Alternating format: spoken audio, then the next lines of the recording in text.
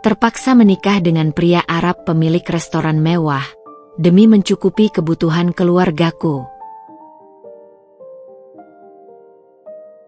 Halo Bunda, selamat datang kembali ya. Semoga Bunda semuanya dalam keadaan sehat dan bahagia ya. Sebelum masuk ke ceritanya silahkan Bunda-Bunda semuanya absen terlebih dahulu ya. Bunda semuanya dari daerah mana saja yang sudah subscribe semoga rezekinya lancar ya.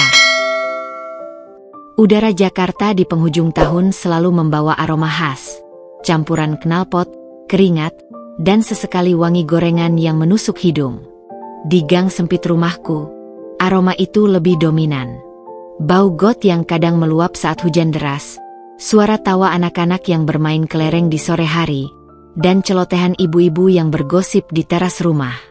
Itu duniaku, tempat aku, Sarah, tumbuh dan belajar tentang kerasnya hidup. Namaku Sarah, 23 tahun, dan gelar sarjana pendidikan bahasa Inggris yang kugenggam terasa tak lebih dari selembar kertas lusuh di tengah badai kehidupan. Seharusnya aku bahagia. Seharusnya aku bisa mencari pekerjaan yang layak, mengajar anak-anak dengan seragam rapi, dan merancang masa depan cerah. Tapi kenyataan jauh lebih pahit dari kopi tanpa gula. Rumah kami adalah petak kecil yang selalu terasa sesak, bukan hanya karena ukurannya, tapi juga karena beban yang menimpanya. Ayahku, Pak Dedi, dulu adalah seorang buruh pabrik yang ulet. Namun, serangan jantung mendadak 6 bulan lalu telah merenggut tenaganya, merampas kemampuannya untuk mencari nafkah, dan memaksanya terbaring lemah di ranjang reot kami. Biaya rumah sakit, obat-obatan, dan kebutuhan sehari-hari yang tak pernah berhenti menuntut, membuat kami terjerat utang pada rentenir lokal. Utang itu terus membengkak, mencekik kami perlahan seperti lilitan tali tambang. Setiap pagi, sebelum matahari benar-benar naik, aku sudah berdiri di depan cermin buram, menatap pantulan diriku. Bukan untuk bersolek, tapi untuk memantapkan hati. Aku harus kuat. Aku adalah tulang punggung pengganti. Setelah lulus, pekerjaan mengajar les privat adalah satu-satunya yang bisa kudapatkan. Pendapatannya tak seberapa, hanya cukup untuk makan sehari-hari dan sedikit membeli obat ayah. Itu pun seringnya tak cukup. Adik-adikku, Bima dan Tari, masih sekolah dasar dan menengah pertama. Mereka butuh buku, seragam, dan uang jajan. Ibu, Bu Lastri, hanya bisa mengurus ayah di rumah, sesekali menerima jahitan dari tetangga, tapi tak seberapa. Sarah, obat ayah habis. Suara ibu selalu terdengar putus asa setiap kali mengucapkan kalimat itu.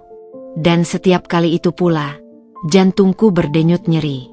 Sore itu, saat aku baru saja pulang dari mengajar les, aku menemukan ibu duduk bersandar di dinding, wajahnya pucat. Di tangannya ada sebuah surat dari rentenir, sebuah peringatan terakhir. Jumlah utang kami sudah mencapai puluhan juta, dan jika tidak dilunasi dalam seminggu, rumah ini akan disita. Rumah satu-satunya, tempat kami berlindung dari teriknya matahari dan dinginnya malam. Dunia terasa berputar. Aku memejamkan mata, berusaha mencari celah, secercah harapan di antara tumpukan masalah yang menggunung. Mengemis? Meminjam lagi? Itu bukan solusi. Kami sudah di ujung tanduk. Saat itulah, suara Pak RT terdengar memanggil dari depan gang. Sarah, ada tamu penting mencarimu. Aku keluar dengan hati bertanya-tanya. Siapa gerangan? Tidak ada kerabat jauh yang pernah berkunjung ke sini. Di depan gang, sebuah mobil sedan hitam mewah, kinclong, dan mencolok mata, terparkir. Sebuah pemandangan langka di lingkungan kami yang didominasi motor dan angkot reot. Dan di samping mobil itu, berdiri seorang pria. Dia tinggi, tegap, dengan setelan jas mahal yang pas di badannya. Wajahnya eksotis, dengan hidung mancung, sorot mata tajam namun tenang, dan kumis tipis yang terawat rapi. Aura wibawa terpancar kuat darinya. Dia jelas bukan dari duniaku. Nona Sarah, suaranya berat, dalam, dengan aksen yang samar-samar terdengar asing, namun fasih berbahasa Indonesia. "Ya, saya sendiri," jawabku, sedikit gugup. "Siapa dia?" Aku merasa seperti semut di hadapan gajah. Pria itu mengulurkan tangannya, dan aku ragu sesaat sebelum menyambutnya.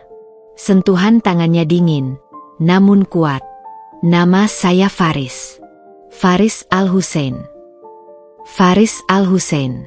Nama itu asing, namun tak asing di telingaku. Restoran Al-Malik yang mewah dan terkenal, sering disebut-sebut di televisi dan majalah gaya hidup, adalah miliknya. Pemiliknya adalah seorang pria Arab kaya raya, misterius, dan sangat berpengaruh. "Mustahil," batinku. "Apa urusannya denganku?" "Saya datang untuk menawarkan sebuah proposal," katanya, tanpa basa-basi. Matanya menatapku lurus, tanpa ekspresi. "Sebuah proposal yang saya yakini bisa menyelesaikan semua masalah Anda." Jantungku berdegup kencang. Firasat buruk sekaligus harapan gila melintas dalam benakku. Sebuah proposal? Dari pria ini? Apa yang bisa dia tawarkan? Dan mengapa aku? Faris Al-Husain. Nama itu bergaung di kepalaku, menciptakan disonansi aneh yang memekakan antara kemewahan yang ia representasikan dan kemiskinan yang mengelilingiku. Dia adalah perwujudan dari dunia yang sama sekali berbeda dari gang sempit dan rumah reot tempat aku berdiri. Aku berusaha keras menenangkan detak jantungku yang menggila, merasakan getarannya hingga ke ujung jemari. "Proposal apa, Tuan Faris?" tanyaku. Suaraku sedikit bergetar, lebih karena kaget daripada takut.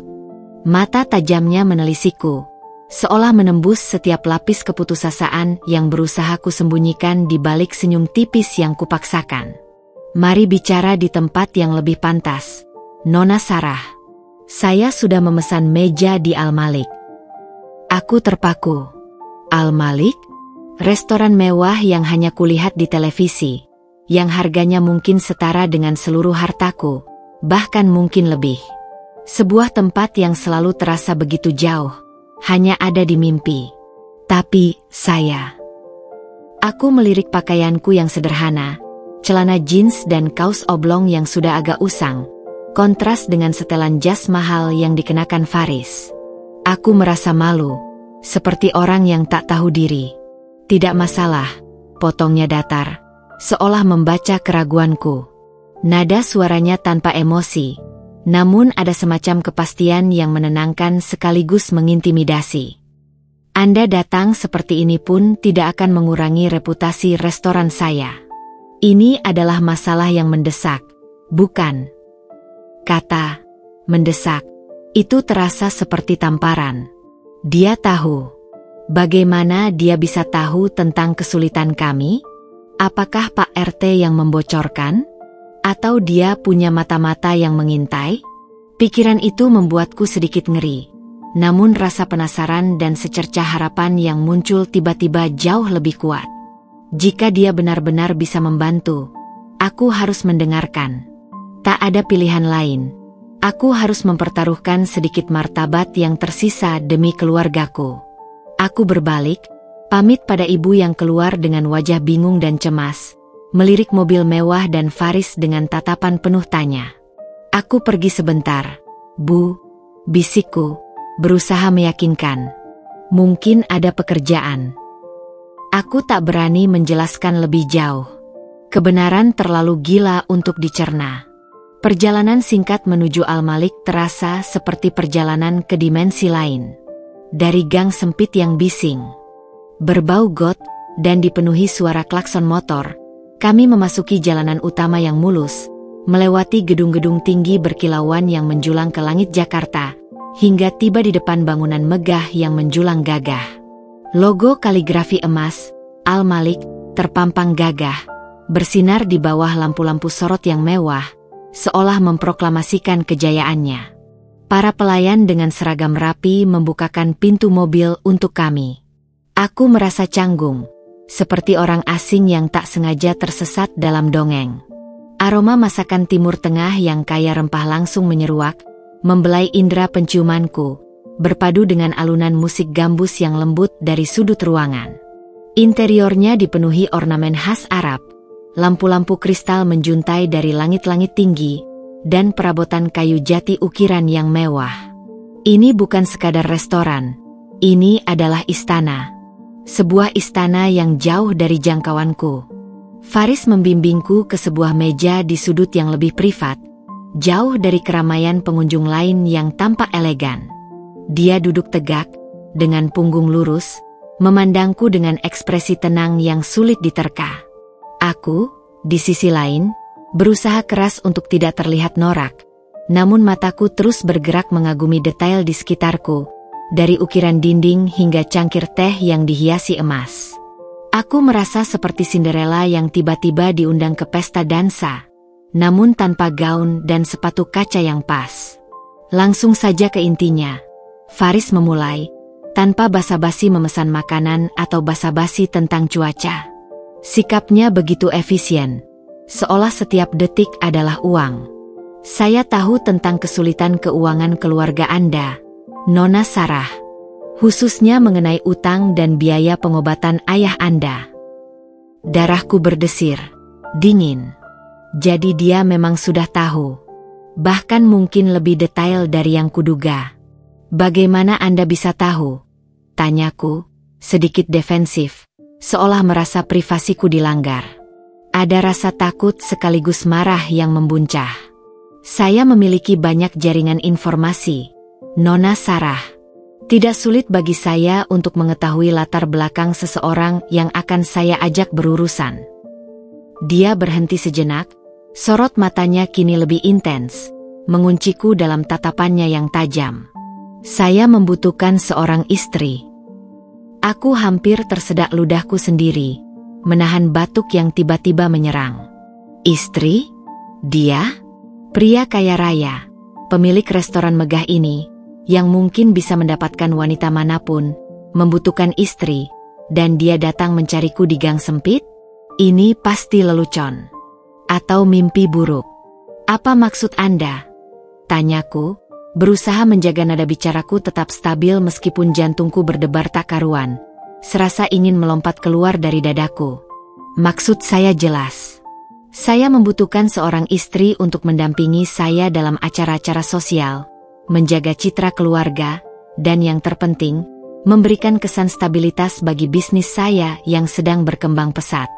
Ada beberapa kesepakatan bisnis penting yang akan saya tanda tangani dalam waktu dekat, dan memiliki seorang istri yang stabil di sisi saya akan sangat membantu.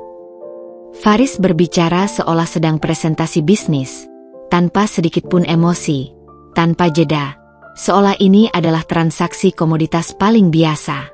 Dan mengapa saya? Aku masih tidak bisa mencerna ini.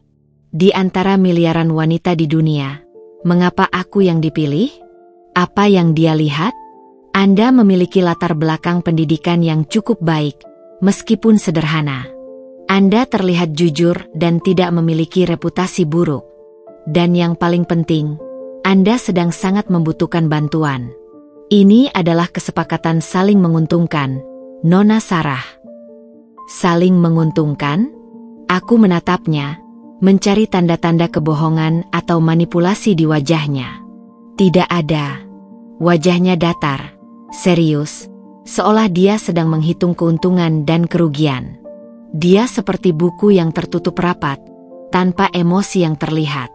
Saya akan melunasi semua utang keluarga Anda, katanya, seolah membaca pikiranku yang sedang kalut.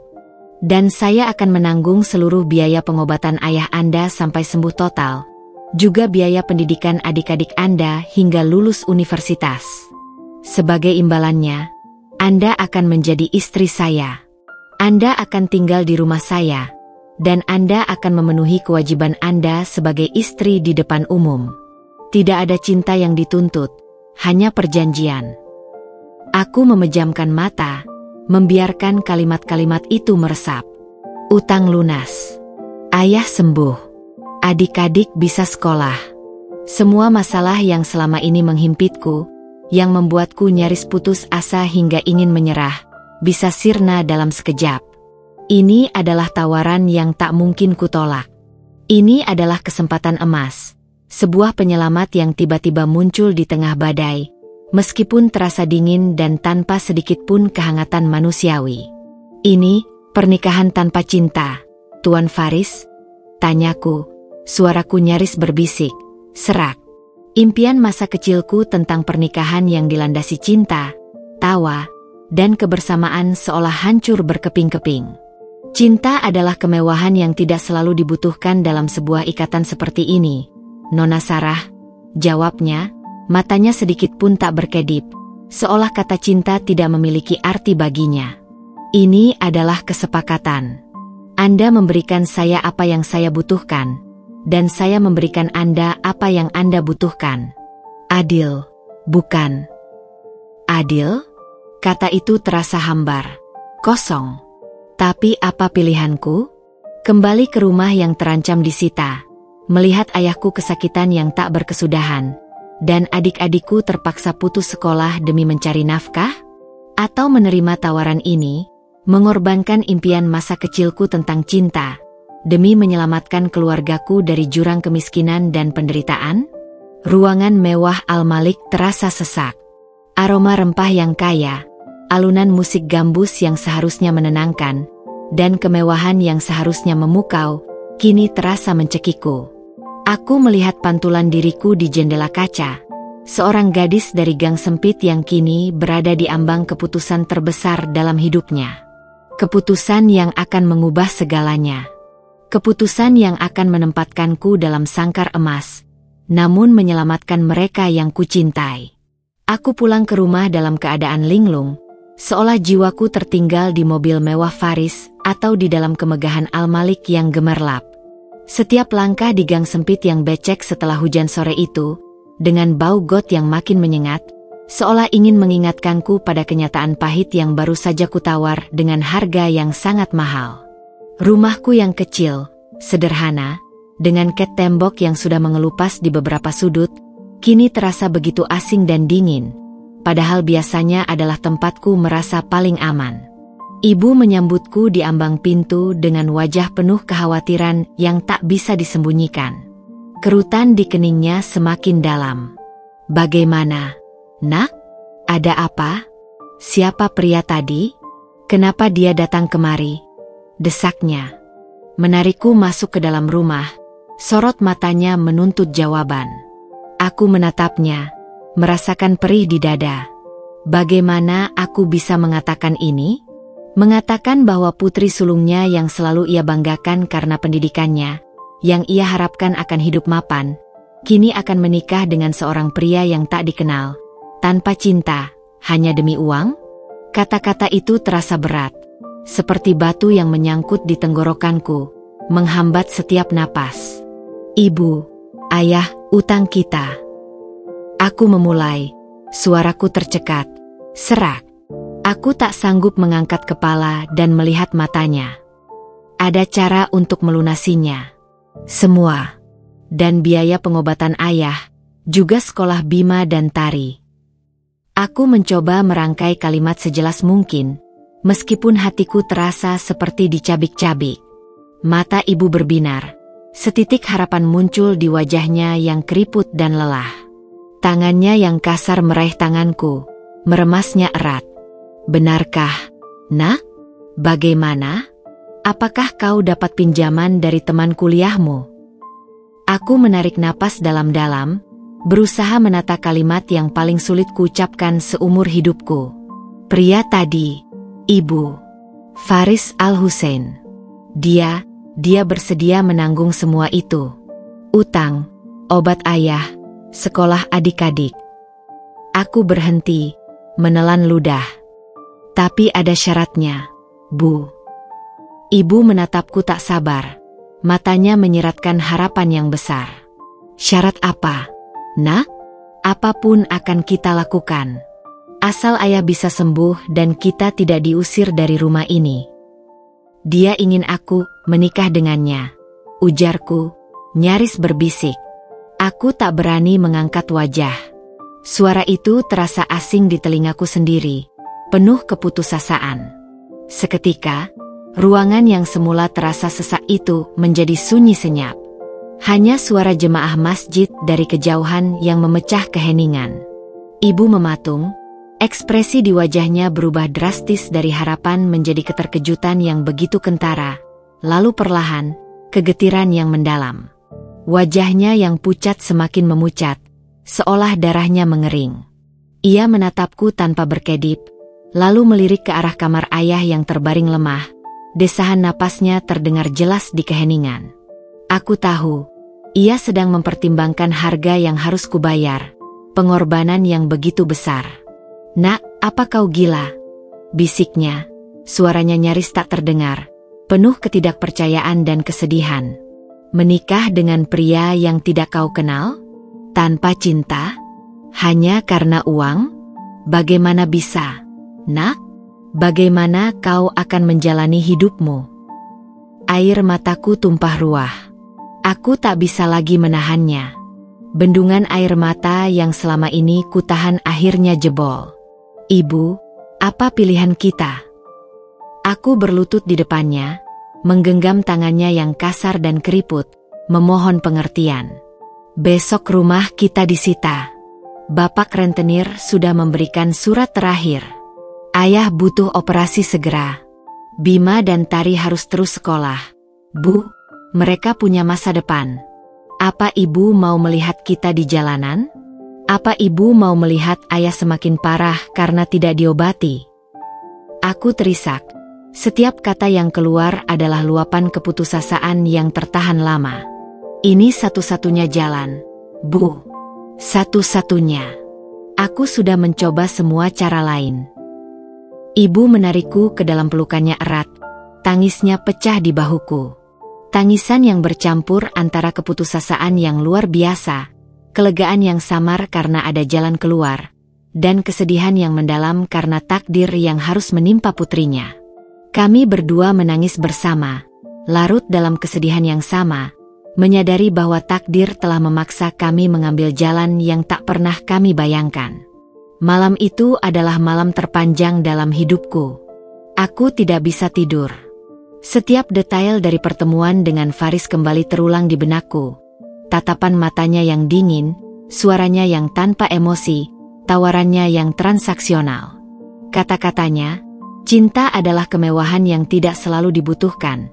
Terngiang-ngiang seperti mantra yang mengerikan, berulang-ulang di kepalaku. Aku membayangkan kehidupanku di rumah mewahnya. Apakah aku akan merasa seperti burung dalam sangkar emas, terkurung dalam kemewahan yang tidak kumiliki? Akankah aku merindukan kehidupan sederhana ini, gang sempit ini, bahkan bau got yang selalu ada sebagai pengingat akan asal-usulku? Aku membayangkan diriku berjalan di samping Faris di acara-acara sosial, mengenakan gaun-gaun mahal yang kaku, tersenyum palsu kepada orang-orang yang tidak kukenal, dan menyembunyikan kehampaan di hatiku yang seolah-olah sudah mati rasa. Pikiranku melayang ke masa lalu, saat aku masih kecil, bermimpi tentang pernikahan yang indah, gaun pengantin putih yang melambai, dan seorang pria yang mencintaiku setulus hati, yang akan menjadi teman hidupku. Impian yang kini harus kukubur dalam-dalam, digantikan oleh sebuah kontrak, sebuah kesepakatan bisnis yang melibatkan seluruh hidup dan masa depanku. Sebuah pengorbanan yang tak pernah kupikirkan. Namun, setiap kali keraguan itu menyeruak, setiap kali air mata membasahi pipiku, wajah ayahku yang terbaring lemah, desahan napasnya yang berat, dan tumpukan kwitansi obat yang tak ada habisnya, muncul di benakku. Lalu ada Bima dan Tari, senyum polos mereka yang ceria, mata mereka yang masih penuh harapan akan masa depan, tak tahu menahu tentang beban yang kupikul. Demi mereka, aku harus kuat. Demi mereka, aku harus rela. Aku harus membuang ego dan impian pribadiku jauh-jauh. Fajar mulai menyingsing, memancarkan cahaya jingga di celah-celah genting rumah tetangga, menerangi kamar mungilku. Aku bangkit dari tempat tidur, hatiku terasa berat, namun ada tekad baru yang menguat, seolah membakar sisa-sisa keraguanku. Aku telah membuat keputusan. Ini bukan tentang Sarah lagi. tapi tentang keluargaku. Ini adalah pengorbanan terbesar yang harus kulakukan, dan aku akan menjalaninya. Aku melihat jam dinding yang berdetak pelan. Sebentar lagi, Faris akan menghubungiku untuk memastikan keputusanku. Dan aku tahu apa yang akan kukatakan. Aku akan mengatakan, ya. Telepon itu berdering tepat pukul 8 pagi. Aku sudah menunggunya, duduk kaku di tepi ranjang reotku dengan jantung berdebar tak karuan. Serasa ingin melompat keluar dari rongga dada. Nomor asing terpampang di layar ponselku yang usang. Layarnya retak di beberapa sudut. Aku menarik napas dalam, memantapkan hati yang terasa berat, lalu menggeser tombol hijau, seolah sedang menekan tombol start untuk babak baru yang tak ku ketahui akhirnya. Halo? Suaraku terdengar lebih mantap dari yang kuduga, meskipun ada getaran samar yang tidak bisa kusembunyikan. Nona Sarah. Ini Faris Al-Hussein. Bagaimana keputusan Anda? Suaranya datar, tanpa intonasi, seolah sedang menanyakan status sebuah laporan. Efisien, tanpa basa-basi, seperti yang kuduga. Dingin. Saya setuju, Tuan Faris. Jawabku, kata-kata itu keluar begitu saja dari bibirku, seolah bukan aku yang mengucapkannya, melainkan sebuah suara asing yang dikendalikan oleh kebutuhan. Hening sejenak di ujung sana. Tidak ada ucapan selamat, tidak ada tanda-tanda kelegaan. Bahkan tidak ada satupun hembusan napas terdengar. Hanya keheningan yang menyesakkan. Baik. Saya akan segera mengirimkan pengacara saya untuk mengurus detailnya. Pernikahan akan dilaksanakan sesegera mungkin, paling lambat dalam 2 minggu. Anda akan tinggal di rumah saya mulai lusa. Semua utang akan dilunasi begitu surat pernikahan ditandatangani. 2 minggu. Lusa. Begitu cepat. Waktu seolah berpacu, melesat tanpa memberiku kesempatan untuk bernapas atau mencerna sepenuhnya kenyataan ini. Roda takdir sudah berputar dengan kecepatan penuh, tak memberiku pilihan untuk mundur. Baik, Tuan Faris, kataku, tergagap, merasa seperti boneka yang digerakkan. Pastikan Anda siap. Dan ingat, ini adalah kesepakatan, katanya lagi, menekankan kata terakhir, seolah ingin memastikan aku tidak lupa akan inti dari hubungan ini. Sebuah transaksi, bukan sebuah ikatan hati. Lalu, sambungan terputus. Tanpa kata perpisahan. 2 minggu berlalu seperti mimpi buruk yang indah, atau lebih tepatnya, seperti roller coaster emosi yang tak berujung. Pengacara Faris datang ke rumah kami. Seorang pria bertubuh gempal dengan kacamata berbingkai emas dan setelan jas rapi, membawa berkas-berkas tebal yang terlihat formal dan rumit. Dia menjelaskan setiap detail kontrak pernikahan yang rumit, yang mencantumkan hak dan kewajibanku sebagai istri kontrak, serta kompensasi finansial yang jelas dan terperinci untuk keluargaku. Ibu hanya bisa menangis dalam diam saat aku membubuhkan tanda tanganku di atas materai, di hadapan saksi-saksi yang juga dibawa oleh Faris, 2 pria berwajah serius yang tak sedikit pun tersenyum. Di hari itu juga, sebuah transfer dana besar masuk ke rekening ibu, sebuah angka yang tak pernah terbayangkan akan kami miliki, melunasi seluruh utang kami dan menyisakan cukup banyak untuk biaya hidup serta pengobatan ayah. Ayah, yang kondisinya mulai membaik karena obat-obatan yang mahal, hanya bisa menatapku dengan mata berkaca-kaca, penuh rasa bersalah sekaligus haru, seolah meminta maaf atas beban yang harus kupikul. Maafkan ayah, nak, bisiknya suatu malam, sehari sebelum hari pernikahanku, suaranya lemah namun tulus. Ayah tak pernah menyangka kau harus berkorban sebesar ini demi kami. Aku memeluknya erat, menahan air mata agar tidak tumpah di depannya. Ini bukan pengorbanan, ayah. Ini pilihan Sarah. Sarah ingin melihat ayah sembuh, Bima dan Tari sukses, punya masa depan yang lebih baik dari kita. Aku berbohong pada diriku sendiri, tapi kebohongan itu demi ketenangan ayah. Hari pernikahan tiba. Bukan pernikahan impian yang selalu kulihat di film-film romantis atau impian masa kecilku. Tidak ada pesta megah dengan riuh rendah tawa. Tidak ada teman-teman yang hadir untuk mengucapkan selamat. Dan yang paling menyakitkan, tidak ada senyum bahagia yang tulus di wajahku. Upacara ijab kabul dilaksanakan secara privat di sebuah masjid mewah, megah dengan ukiran kaligrafi dan lantai marmer yang dingin.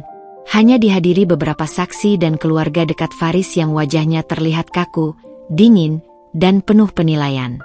Mereka menatapku dengan tatapan menyelidik, seolah aku adalah barang baru yang mereka ragukan kualitas dan integritasnya.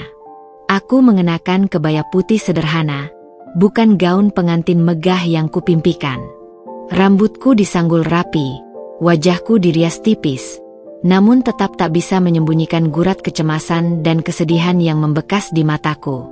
Faris duduk di sampingku, dengan setelan gamis putih dan peci yang membuatnya terlihat semakin berwibawa, namun juga semakin jauh dan tak terjangkau. Dia mengucapkan ijab kabul dengan lantang dan jelas, tanpa keraguan, seolah sedang membacakan sebuah deklarasi penting. Aku, dengan suara bergetar dan hati yang berdegup kencang, menjawabnya. Sah. Kata itu, yang seharusnya menjadi puncaknya kebahagiaan, malah terasa seperti palu godam yang memukul keras ke dalam dadaku, mengakhiri bab kehidupanku yang lama dan memulai bab baru yang belum ku ketahui seperti apa isinya. Aku kini resmi menjadi Nyonya Faris Al-Hussein, istri seorang pria Arab kaya raya, pemilik restoran mewah, Al-Malik. Namun, gelar itu terasa hampa, seperti embusan angin yang lewat tanpa meninggalkan jejak. Aku menatap Faris, berharap menemukan setitik kehangatan di matanya, setitik senyum, atau bahkan sekadar pengakuan bahwa kami kini terikat. Tapi yang kudapat hanyalah tatapan datar, penuh perhitungan, seolah kami baru saja menyelesaikan sebuah transaksi bisnis yang sukses dan menguntungkan. Setelah ijab kabul, tidak ada perayaan. Hanya sesi foto singkat yang terasa canggung dan kaku. Faris tidak pernah menggenggam tanganku, bahkan untuk pose foto pun. Tangannya tak pernah sekalipun menyentuhku. Aku merasa seperti objek statis di sampingnya, sebuah properti yang harus ada untuk melengkapi citranya. Sore harinya, sebuah mobil mewah kembali menjemputku. Kali ini, membawa serta sebuah koper berisi sedikit barang-barangku dari rumah lama, seolah ingin segera menghapus jejakku dari sana. Ibu memelukku erat di ambang pintu, air matanya tak henti mengalir membasahi bahuku. Jaga dirimu baik-baik, nak. Telepon ibu kapan saja kalau ada apa-apa. Suaranya parau menahan tangis. Aku mengangguk, mencoba tersenyum. Namun yang keluar hanyalah senyum getir yang penuh kepedihan. Aku melambaikan tangan pada ayah, Bima, dan Tari yang berdiri di belakang ibu, melambaikan tangan dengan mata berkaca-kaca. Raut wajah mereka menunjukkan kesedihan atas perpisahan ini. Aku tahu ini adalah langkah yang harus kulakukan. Namun perpisahan ini terasa begitu berat, seperti ada beban tak kasat mata yang menarikku kembali. Saat mobil melaju meninggalkan gang sempit, aku menoleh ke belakang. Rumah mungilku semakin mengecil, tenggelam di antara rumah-rumah lain. Meninggalkan masa lalu yang penuh perjuangan, namun juga penuh kehangatan, cinta, dan tawa keluarga. Kini, aku melaju dengan kecepatan tinggi menuju masa depan yang penuh ketidakpastian, menuju sangkar emas yang menanti, tanpa tahu apa yang akan terjadi di sana.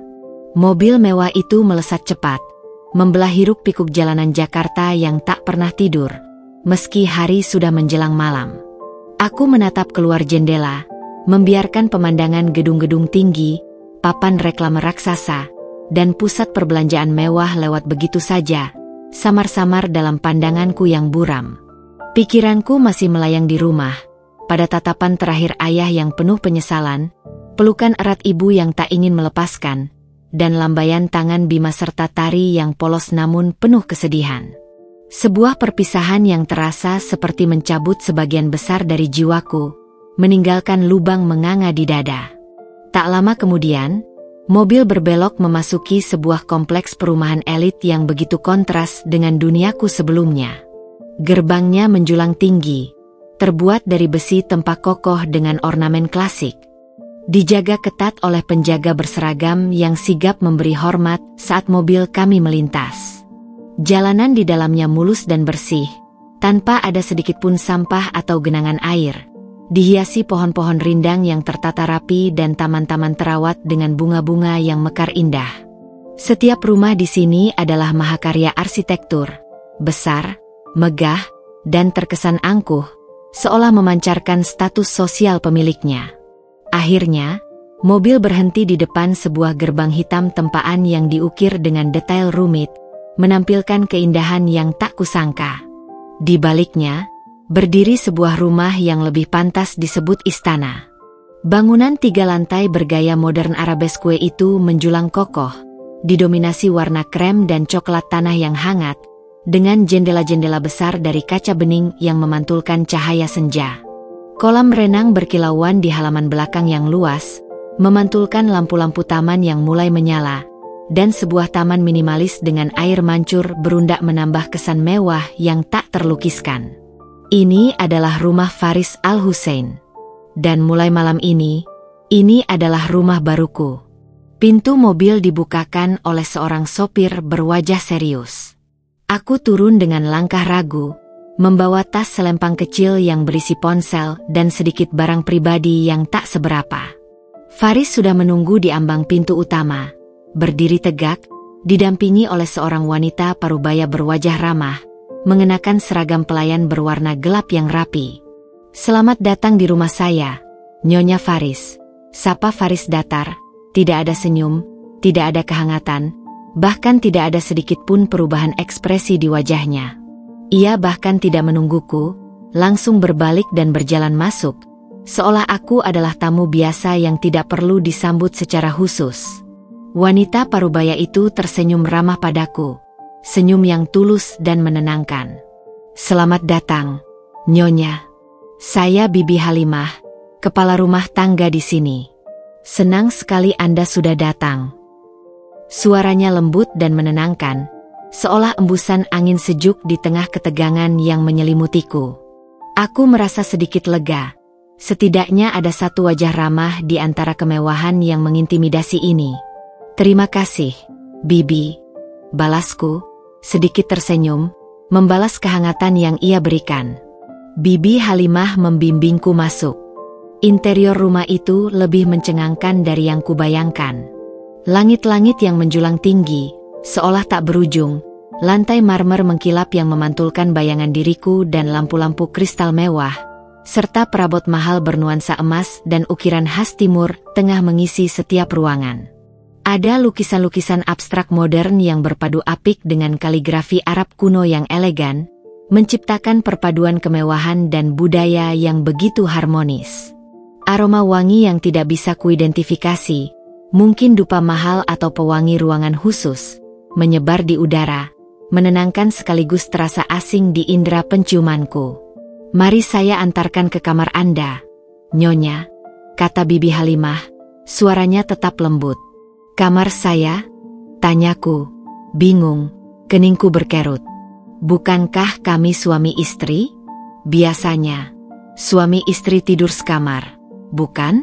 Faris yang sudah berada di ruang keluarga, membalikkan badannya sedikit, tanpa menatapku langsung.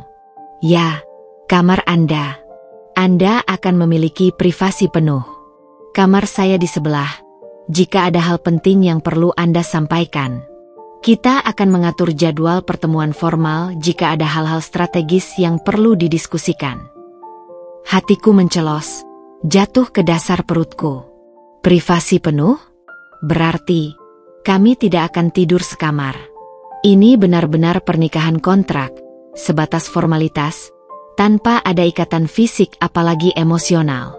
Sebuah fakta yang seharusnya sudah kuduga sejak awal, mengingat bagaimana Faris melamarku. Namun, saat benar-benar dikonfirmasi dengan caranya yang dingin, itu tetap terasa menyakitkan, seolah ada dinding tak kasat mata yang dibangun di antara kami. Bibi Halimah mengantarku ke sebuah kamar tidur yang sangat luas di lantai 2. Lebih besar dari seluruh rumahku dulu. Sebuah ranjang berukuran king size dengan sprei sutra putih bersih mendominasi ruangan. Bantal-bantal empuk tertata rapi. Ada lemari pakaian berukuran raksasa yang tampak kosong, meja rias mewah dengan cermin berukir, sofa empuk di sudut ruangan, dan kamar mandi dalam yang dilengkapi bathtub marmer dan shower mewah, lengkap dengan berbagai perlengkapan mandi beraroma mahal. Jendela besar menghadap langsung ke taman belakang dan kolam renang, pemandangan yang tak pernah kubayangkan akan kulihat setiap hari. Semua kebutuhan Anda sudah tersedia di sini, Nyonya, jelas Bibi Halimah, dengan senyum, menunjuk ke lemari yang ternyata sudah terisi penuh dengan pakaian-pakaian baru dengan berbagai merek ternama, mulai dari baju santai hingga gaun malam. Nyonya Faris sudah meminta kami menyiapkan semuanya. Jadi, Faris sudah menyiapkan ini semua, bahkan sebelum aku menginjakkan kaki di sini. Pakaian baru, kamar terpisah, dan segala kemewahan ini. Dia benar-benar memperlakukanku seperti bagian dari inventaris barunya.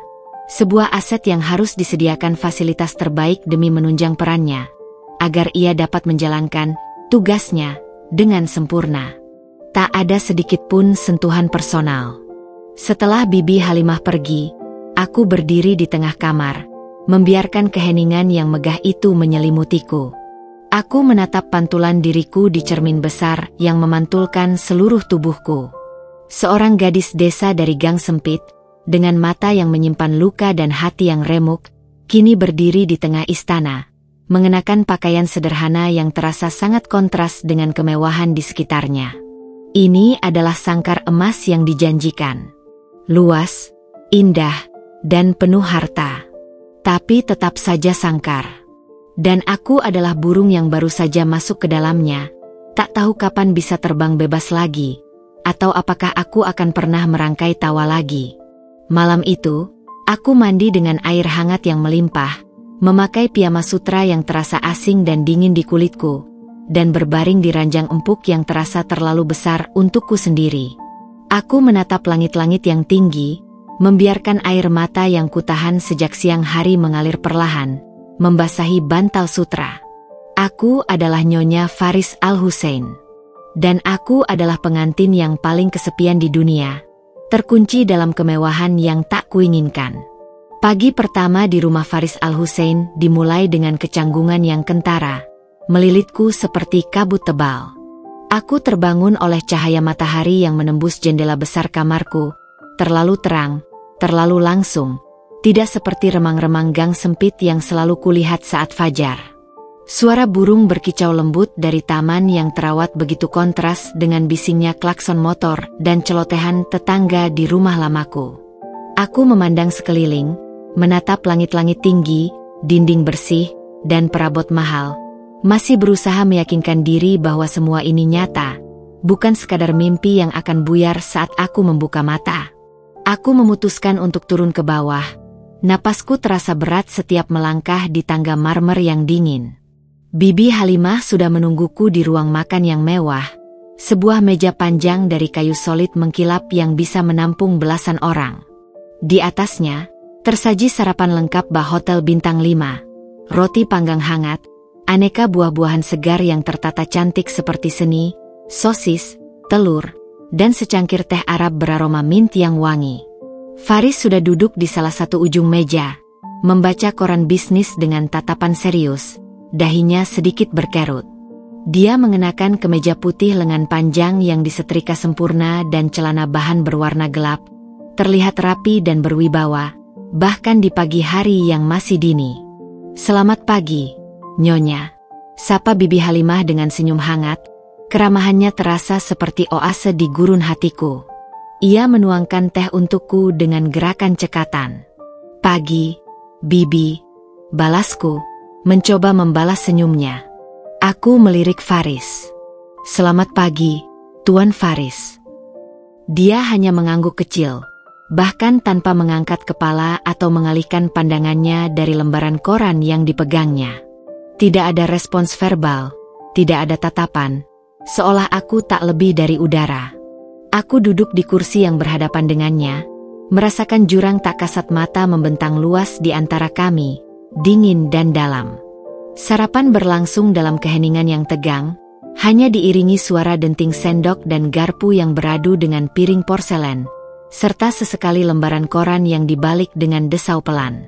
Setelah sarapan selesai, aku hanya menyentuh sedikit. Nafsu makanku hilang entah kemana. Faris melipat korannya dengan rapi dan meletakkannya di samping piringnya yang masih berisi separuh makanan. Ia akhirnya menatapku lurus, tatapannya tajam dan fokus, seperti sedang memulai rapat penting dengan seorang kolega bisnis.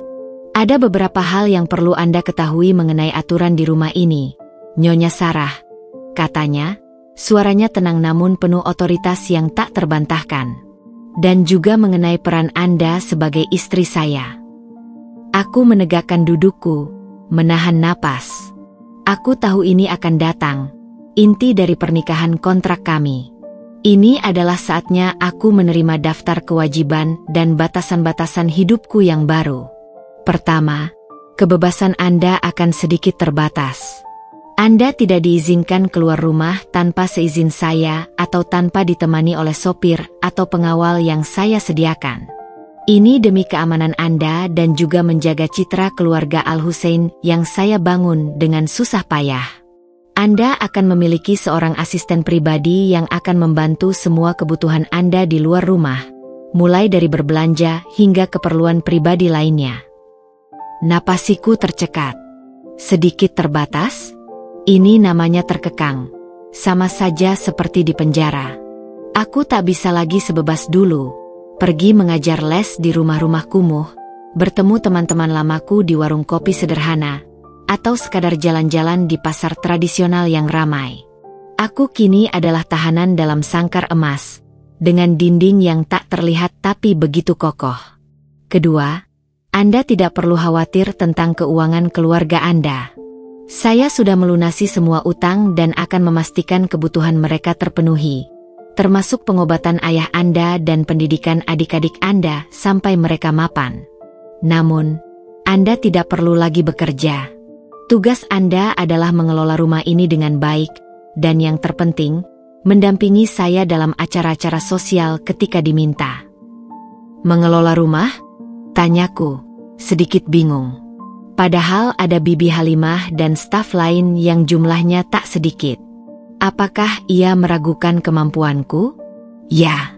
Meskipun ada Bibi Halimah dan para staf yang bekerja secara profesional, saya ingin Anda sesekali mengawasi, memastikan semuanya berjalan sesuai standar tinggi yang saya inginkan.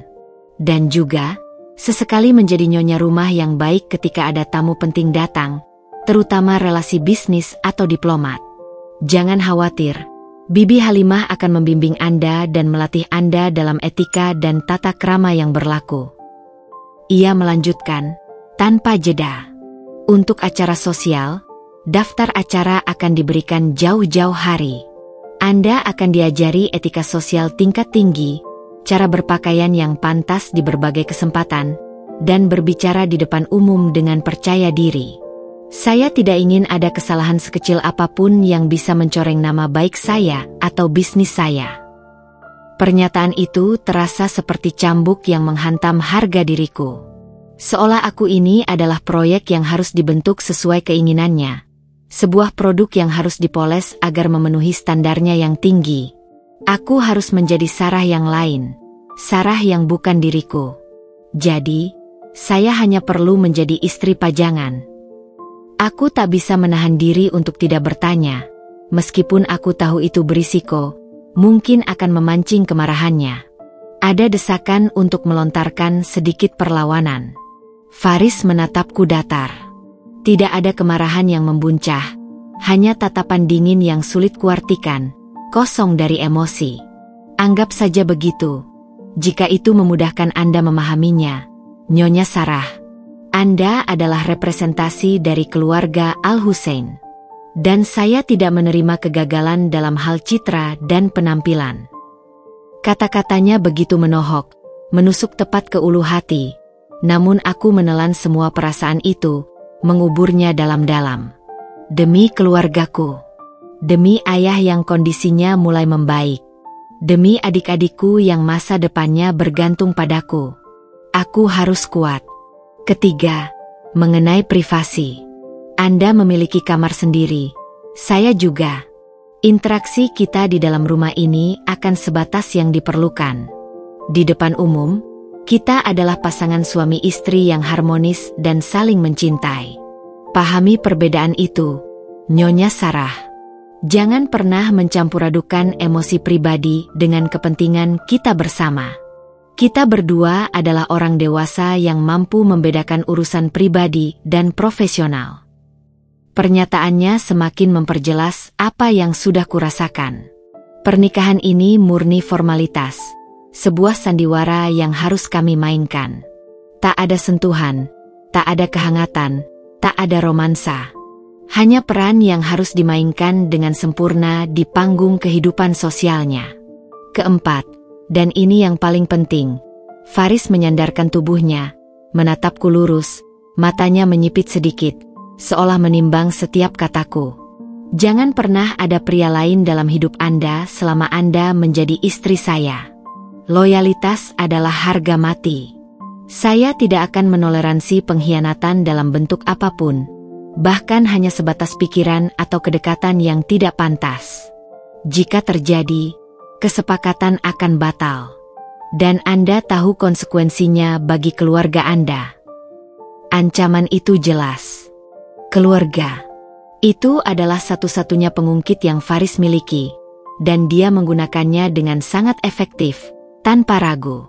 Perasaanku hancur, terpecah belah, namun aku hanya bisa mengangguk, menerima setiap aturan yang ia lontarkan, setiap rantai yang ia pasang. Aku adalah istrinya, tapi aku juga tawanannya, dalam penjara emas yang tak berbatas. Apakah ada pertanyaan, Nyonya Sarah? Tanyanya, seolah baru saja menyelesaikan presentasi penting di hadapan Dewan Direksi. Aku menggelengkan kepala. Lidahku keluh. Aku tak punya apa-apa lagi untuk ditanyakan. Semuanya sudah jelas. Terlalu jelas. Bagus, ujarnya singkat. Bibi Halimah akan membantu Anda beradaptasi dengan lingkungan baru ini. Saya ada rapat penting pagi ini.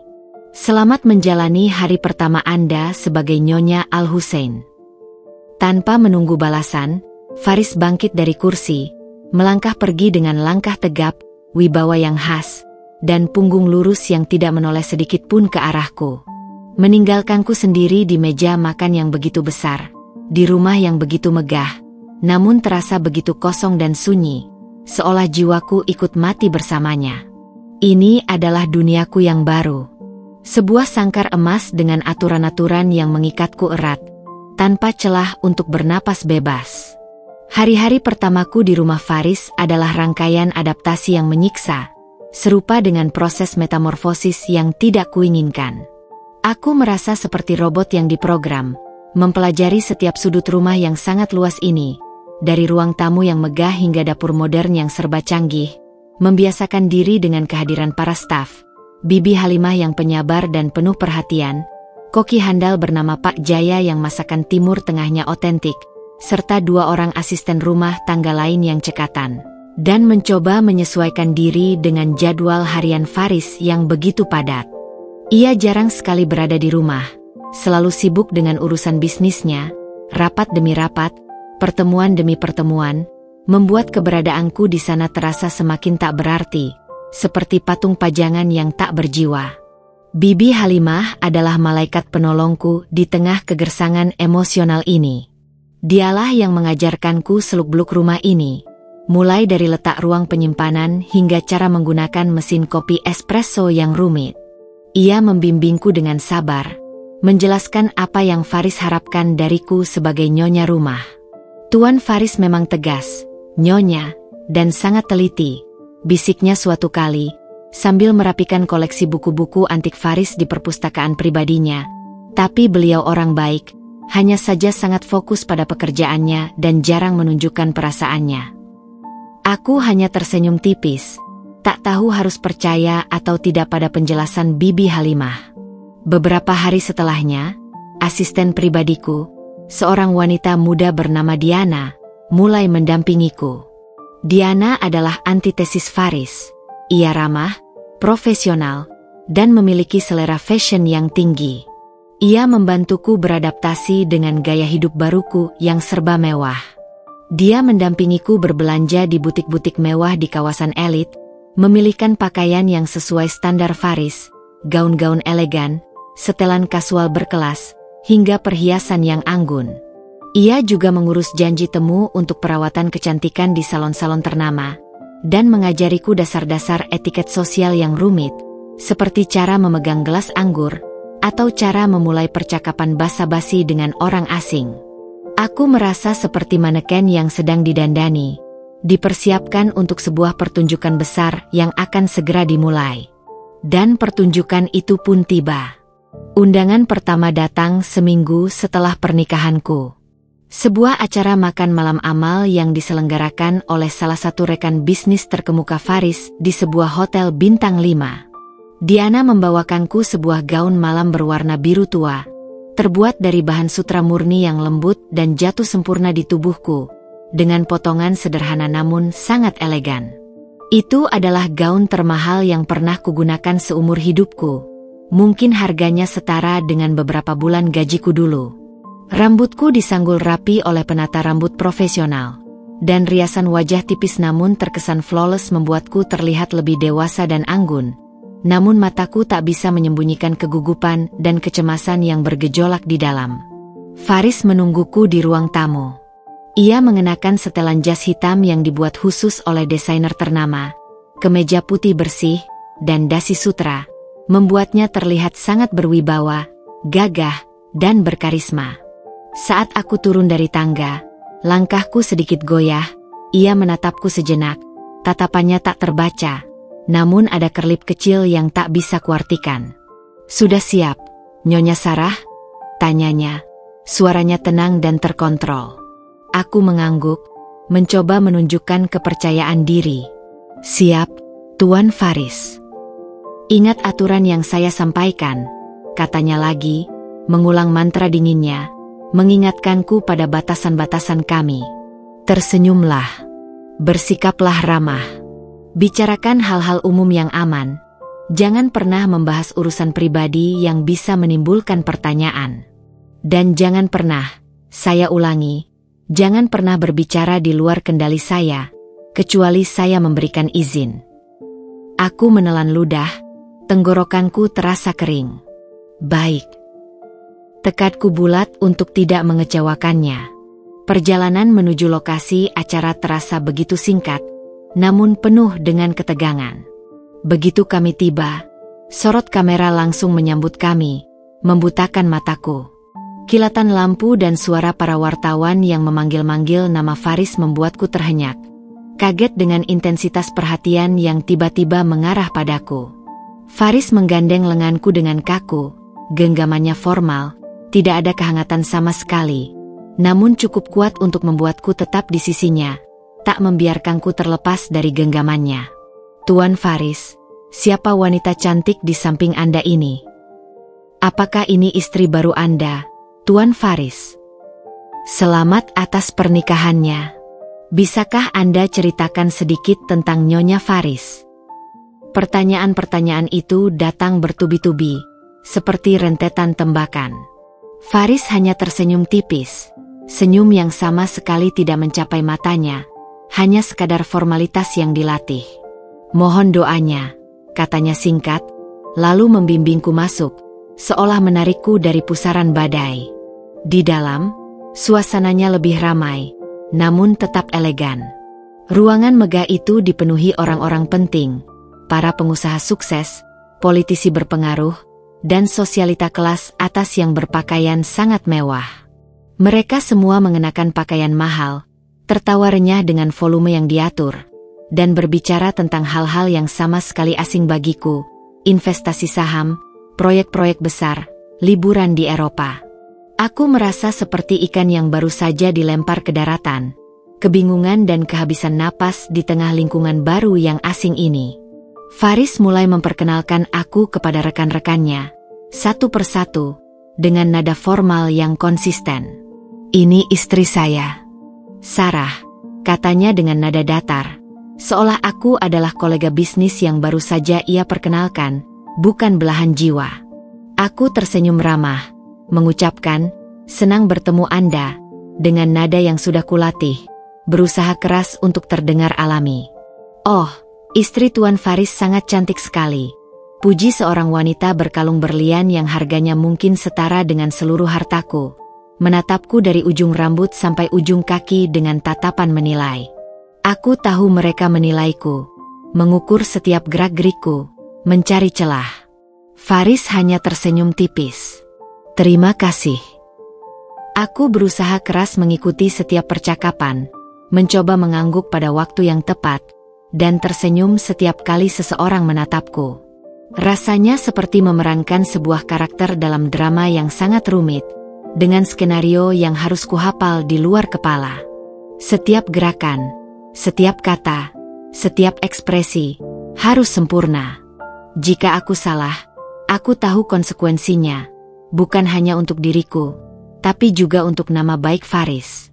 Faris terus berada di sisiku, sesekali meletakkan tangannya di punggung bawahku sebagai isyarat nonverbal, seolah kami benar-benar pasangan yang harmonis dan penuh kasih.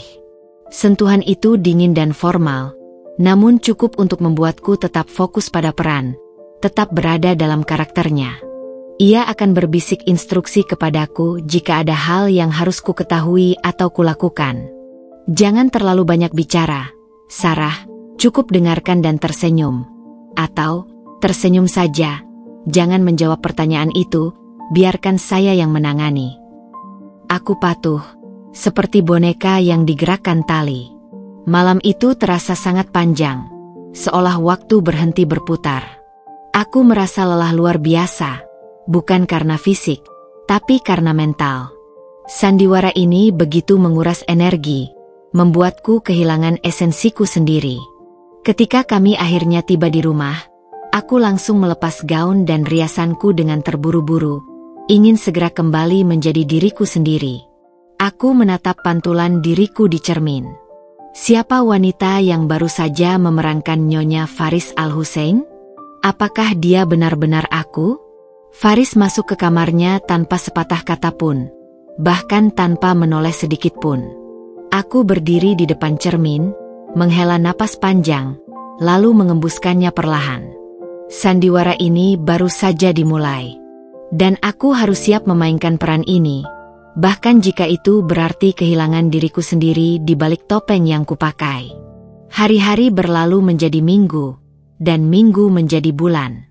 Rutinitas sandiwara hidupku sebagai Nyonya Faris Al-Hussein mulai terbentuk dengan sendirinya, kaku dan terstruktur. Setiap pagi, setelah sarapan yang canggung dan dingin bersama Faris, jika dia ada di rumah, yang seringkali tidak, aku akan menghabiskan waktu dengan Bibi Halimah, mempelajari detail pengelolaan rumah tangga yang rumit, atau ditemani Diana untuk urusan di luar. Sore hari, aku sering melatih etika, cara bicara, dan gestur di depan cermin, seolah sedang mempersiapkan diri untuk pementasan berikutnya yang bisa datang kapan saja. Aku adalah aktris utama dalam drama berjudul Pernikahan Kontrak. Aku mengikuti Faris ke berbagai acara, jamuan makan malam bisnis yang membosankan, lelang amal yang glamor, peresmian proyek-proyek besar yang megah, dan pertemuan sosial lainnya yang selalu ramai dan penuh intrik. Di setiap acara, aku berusaha keras memainkan peranku dengan sempurna. Aku tersenyum ramah, mengangguk pada waktu yang tepat, dan sesekali berbicara seperlunya dengan kalimat yang sudah kupersiapkan, selalu di bawah pengawasan Faris yang tak pernah lepas. Dia memang jarang bicara padaku secara pribadi di acara tersebut, tapi aku bisa merasakan tatapan matanya yang tajam mengawasi setiap gerak-gerikku, setiap ekspresiku. Yang aneh adalah, meskipun dia dingin dan menuntut kesempurnaan, aku tidak pernah merasa malu di sampingnya. Justru, aku merasa terlindungi oleh aura wibawanya. Tak ada yang berani meremehkanku atau melontarkan komentar tak pantas saat Faris berada di sisiku, seolah namanya saja sudah cukup untuk memberikan perisai. Namun, di balik semua kemewahan, formalitas, dan ketegasan itu, ada sedikit sisi Faris yang mulai terlihat. Bukan sisi yang romantis atau penuh kasih sayang seperti yang kudambakan, tapi sisi yang manusiawi. Sisi yang menunjukkan bahwa ia bukan hanya mesin bisnis. Suatu sore yang tenang, aku sedang duduk di perpustakaan besar Faris, sebuah ruangan yang dipenuhi rak-rak buku menjulang tinggi hingga ke langit-langit, beraroma kertas tua dan kayu. Aku mencoba membaca sebuah buku berbahasa Inggris tentang ekonomi makro yang sama sekali tidak ku mengerti, sekadar mengisi waktu dan mencoba meningkatkan pengetahuanku. Faris masuk, terlihat lelah, dengan dasi yang sudah sedikit melonggar dan kemeja yang sedikit kusut. Dia menjatuhkan diri di sofa kulit besar di seberangku, menghela napas panjang, memejamkan mata sejenak, lalu mengambil sebuah buku bersampul kulit tua dari salah satu rak di dekatnya. Buku itu tampak sangat tua, seolah sudah melewati banyak tangan. Aku diam saja, membiarkan keheningan menyelimuti kami. Aku tahu dia tidak suka diganggu saat sedang bekerja atau beristirahat. Namun, setelah beberapa menit, dia membuka matanya yang tajam dan melihat ke arahku, seolah baru menyadari keberadaanku. "Apa yang Anda baca, Nyonya Sarah?" tanyanya, suaranya lebih lembut dari biasanya, tanpa nada perintah atau kritik. Ada sedikit nada ingin tahu. "Ini, buku tentang ekonomi, Tuan Faris," jawabku jujur, sedikit malu. Saya mencoba memahaminya, tapi cukup sulit. Saya tertarik dengan bagaimana bisnis Anda bisa berkembang begitu pesat. Dia menatap buku di tanganku, lalu terkekeh pelan. Bukan tawa yang lebar dan lepas, hanya sebuah desahan yang diiringi gelengan kepala samar. "Itu memang bukan bacaan untuk pemula," komentarnya, suaranya sedikit geli. "Anda suka membaca?" "Ya, saya suka," jawabku, merasa sedikit kaget dengan pertanyaannya yang bersifat personal. Ini adalah pertama kalinya dia menanyakan minat pribadiku. Dulu saya sering membaca di perpustakaan umum di dekat rumah lama saya, karena tidak sanggup membeli buku. Faris terdiam sejenak, tatapannya menyiratkan sesuatu yang sulit kuartikan, mungkin pemahaman, mungkin empati. Lalu ia menutup bukunya yang tua. "Ada banyak buku di sini, Nyonya Sarah. Jangan ragu untuk membacanya. Semua koleksi saya terbuka untuk Anda. Jika Anda butuh rekomendasi, saya bisa bantu. Saya punya koleksi sastra klasik yang bagus, juga buku-buku sejarah dan filsafat." Itu adalah percakapan terpanjang kami yang tidak berhubungan dengan pekerjaan, etiket sosial, atau jadwal. Sepercik kehangatan yang tak terduga, sebuah celah kecil di antara dinding es yang selama ini ia bangun. Di kesempatan lain, suatu sore, aku tak sengaja mendengar Faris berbicara di telepon dengan adiknya yang tinggal di luar negeri. Suaranya terdengar dari ruang kerjanya yang pintu sedikit terbuka. Nada suaranya berubah drastis. Ada kelembutan, tawa ringan, dan perhatian yang tulus dalam setiap kalimatnya. Dia bahkan menanyakan kabar keponakannya dengan suara yang terdengar seperti paman yang penuh kasih, menanyakan detail sekolah dan hobi mereka. Aku tersembunyi di balik dinding, mengamati perubahan itu, merasa aneh. Pria ini, yang begitu dingin dan kaku padaku, yang memperlakukanku seperti mitra bisnis, ternyata bisa sehangat itu pada keluarganya. Ada semacam ironi yang menusuk. Momen lain yang tak terlupakan adalah ketika aku menerima telepon dari ibu.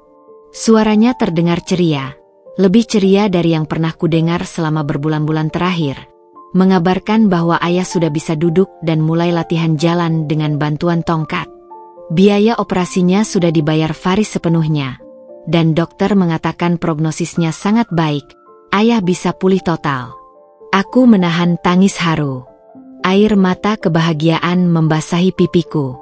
Semua pengorbananku, semua sandiwara ini, ada harganya. Dan harga itu adalah kesehatan ayah, senyum kebahagiaan ibu, dan masa depan adik-adikku yang cerah. Faris, yang kebetulan lewat di lorong, melihat mataku yang berkaca-kaca.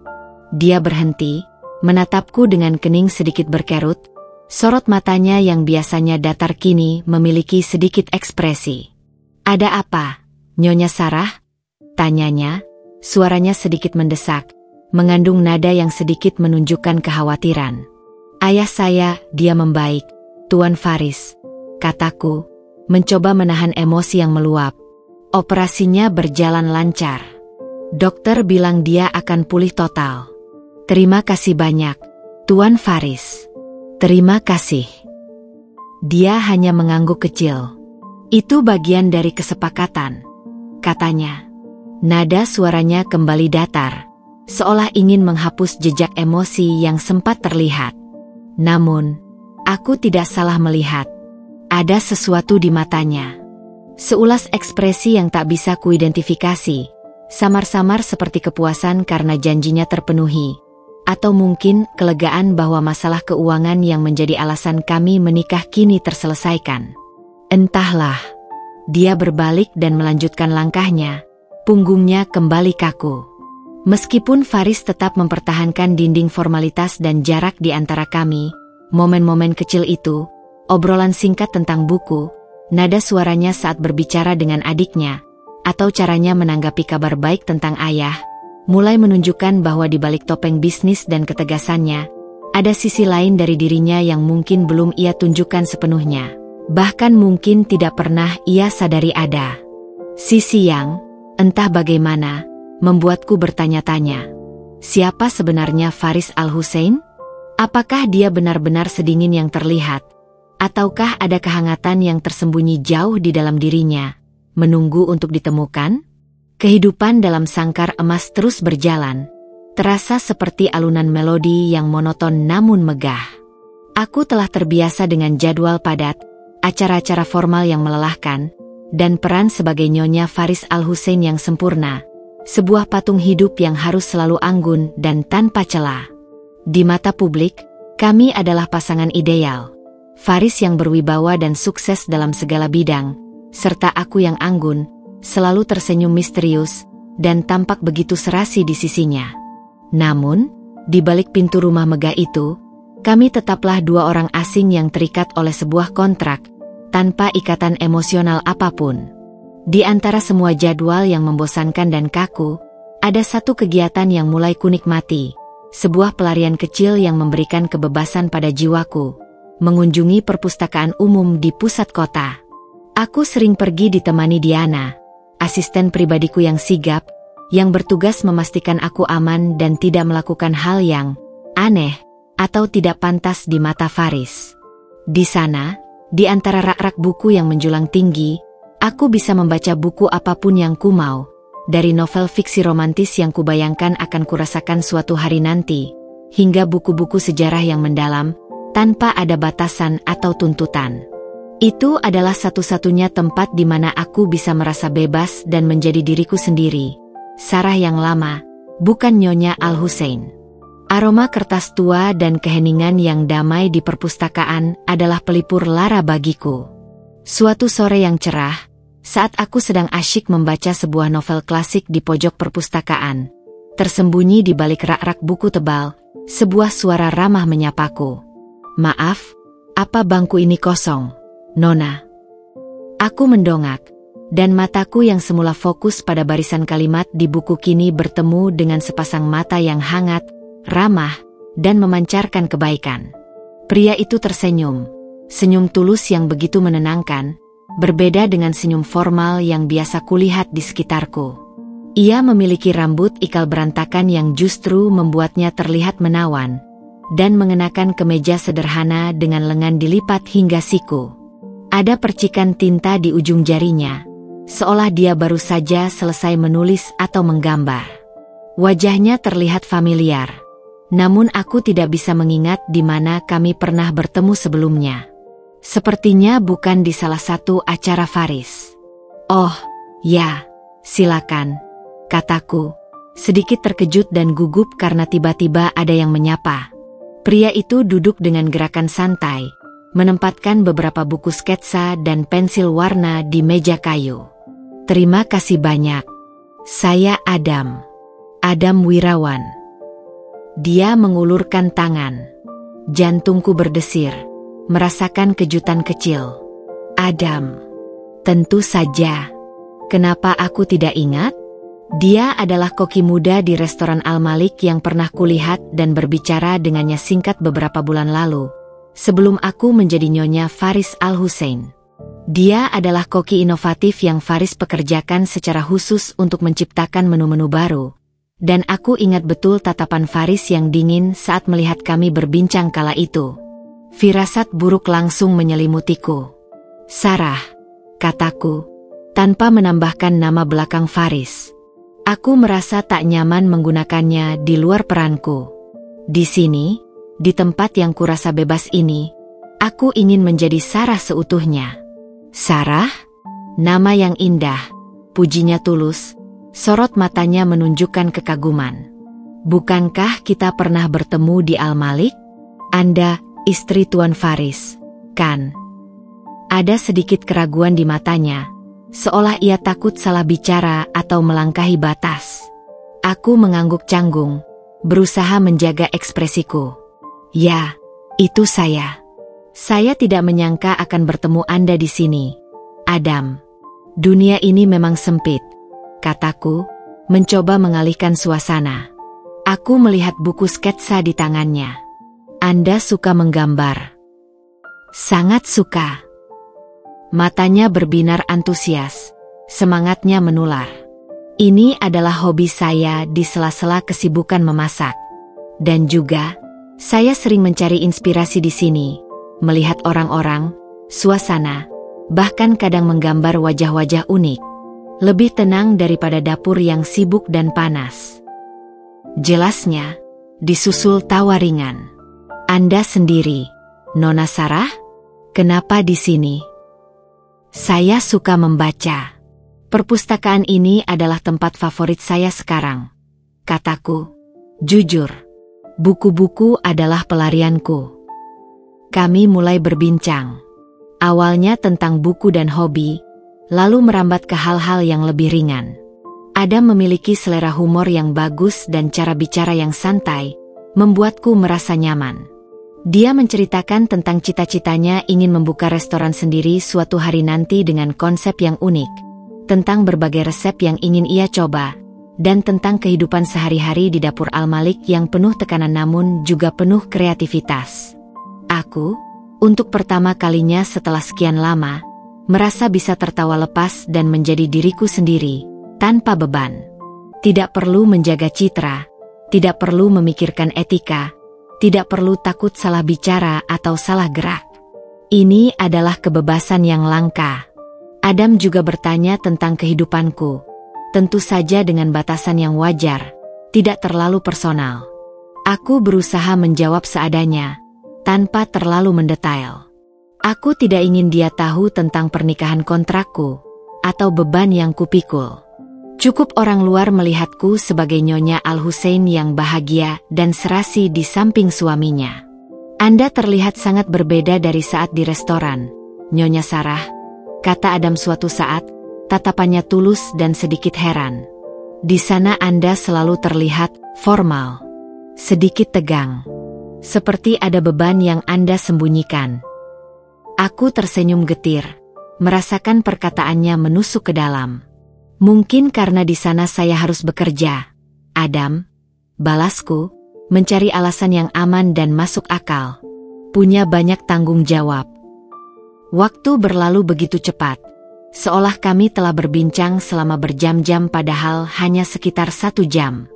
Diana, asisten pribadiku, yang semula hanya duduk membaca di kejauhan, mulai mendekat, sesekali melirik jam tangannya. Aku tahu itu isyarat. Sudah waktunya pulang, kembali ke sangkar emasku. Saya harus pergi, Adam, kataku, sedikit menyesal karena obrolan yang menyenangkan itu harus berakhir. Oh, begitu. Sayang sekali. Saya harap kita bisa bertemu lagi di sini, Nyonya Sarah, kata Adam, senyumnya sedikit meredup. Obrolan dengan Anda menyenangkan sekali. Saya jadi punya ide baru untuk resep masakan. Aku hanya mengangguk, lalu berpamitan. Saat berjalan keluar perpustakaan, aku bisa merasakan tatapan Diana, asisten Faris, mengawasiku dengan cermat, seolah mencatat setiap detail interaksiku dengan Adam. Aku tahu, pertemuan ini mungkin akan sampai ke telinga Faris. Dan aku tahu itu akan menjadi masalah. Hukuman mungkin akan datang. Namun, di dalam hatiku, ada perasaan hangat yang aneh, seperti bunga kecil yang tiba-tiba mekar. Setelah berbulan-bulan hidup dalam kehampaan dan kesepian yang megah, tawa dan obrolan tulus dengan Adam adalah sepercik kebahagiaan yang tak terduga, sebuah kelegaan yang tak ternilai. Sebuah pengingat bahwa ada kehidupan di luar sangkar emas ini, dan ada orang-orang yang bisa melihatku sebagai Sarah, bukan hanya Nyonya Faris Al-Hussein yang harus sempurna. Pengingat bahwa aku masih memiliki jati diri dan emosi yang tersembunyi. Pertemuan tak terduga dengan Adam di perpustakaan menyisakan jejak yang aneh dalam diriku. Ada kelegaan yang samar, seolah aku akhirnya bisa bernapas bebas sejenak setelah berbulan-bulan terperangkap dalam sangkar emas, namun juga kekhawatiran yang menggerogoti. Aku tahu Faris adalah pria yang sangat memperhatikan detail, memiliki mata di mana-mana.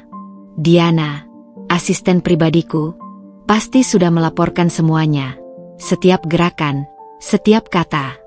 Aku hanya menunggu waktu, kapan teguran atau aturan baru yang lebih mengikat akan muncul. Kecemasanku terbukti benar. Beberapa hari setelah pertemuan itu, suasana di rumah terasa lebih dingin dan mencekam dari biasanya. Faris, yang biasanya sudah dingin dan acuh tak acuh, kini terasa seperti bongkahan es raksasa yang memancarkan aura membeku.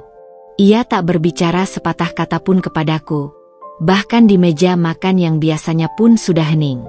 Matanya selalu mengawasiku, tajam dan penuh selidik, seolah mencari-cari kesalahan, mencari bukti atas prasangkanya.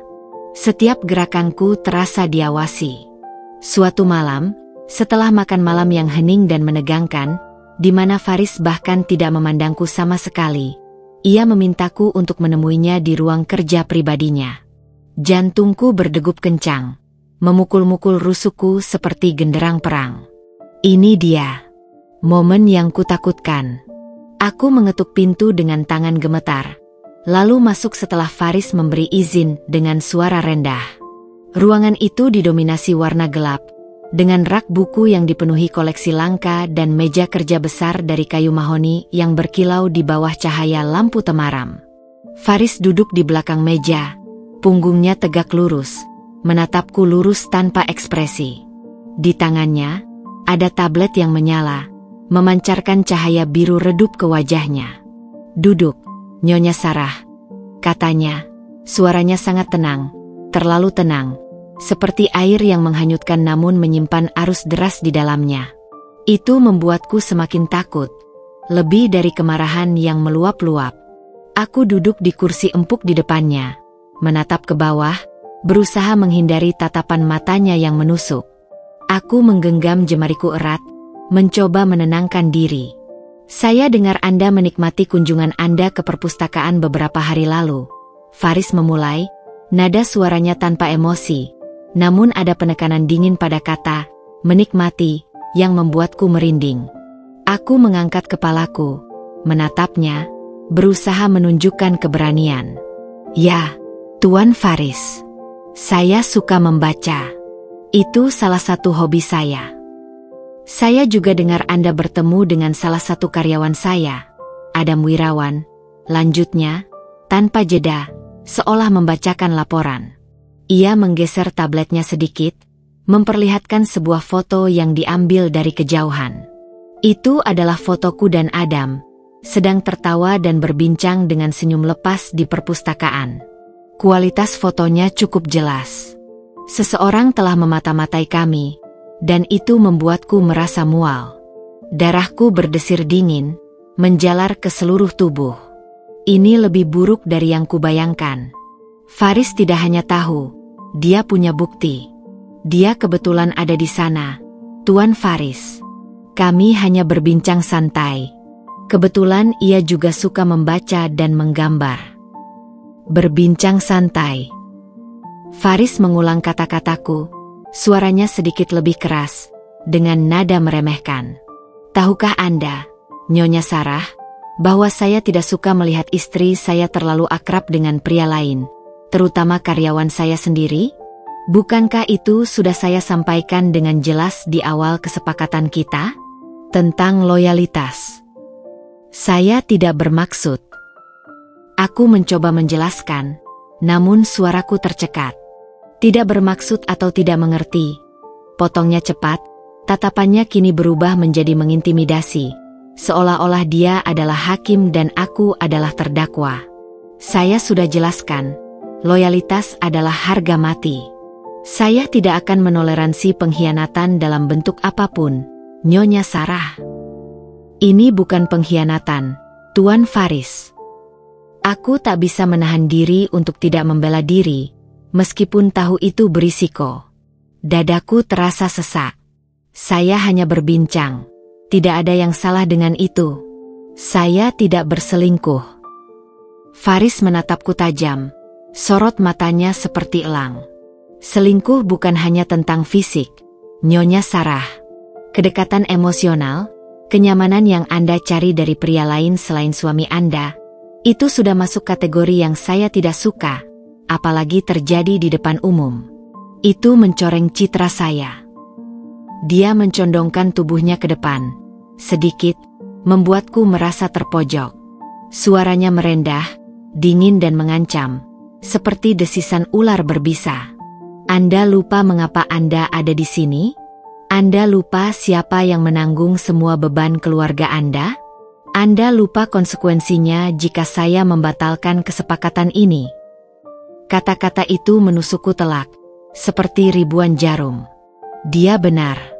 Aku adalah boneka dalam sandiwaranya, dan dia memegang kendali penuh atas nasib keluargaku.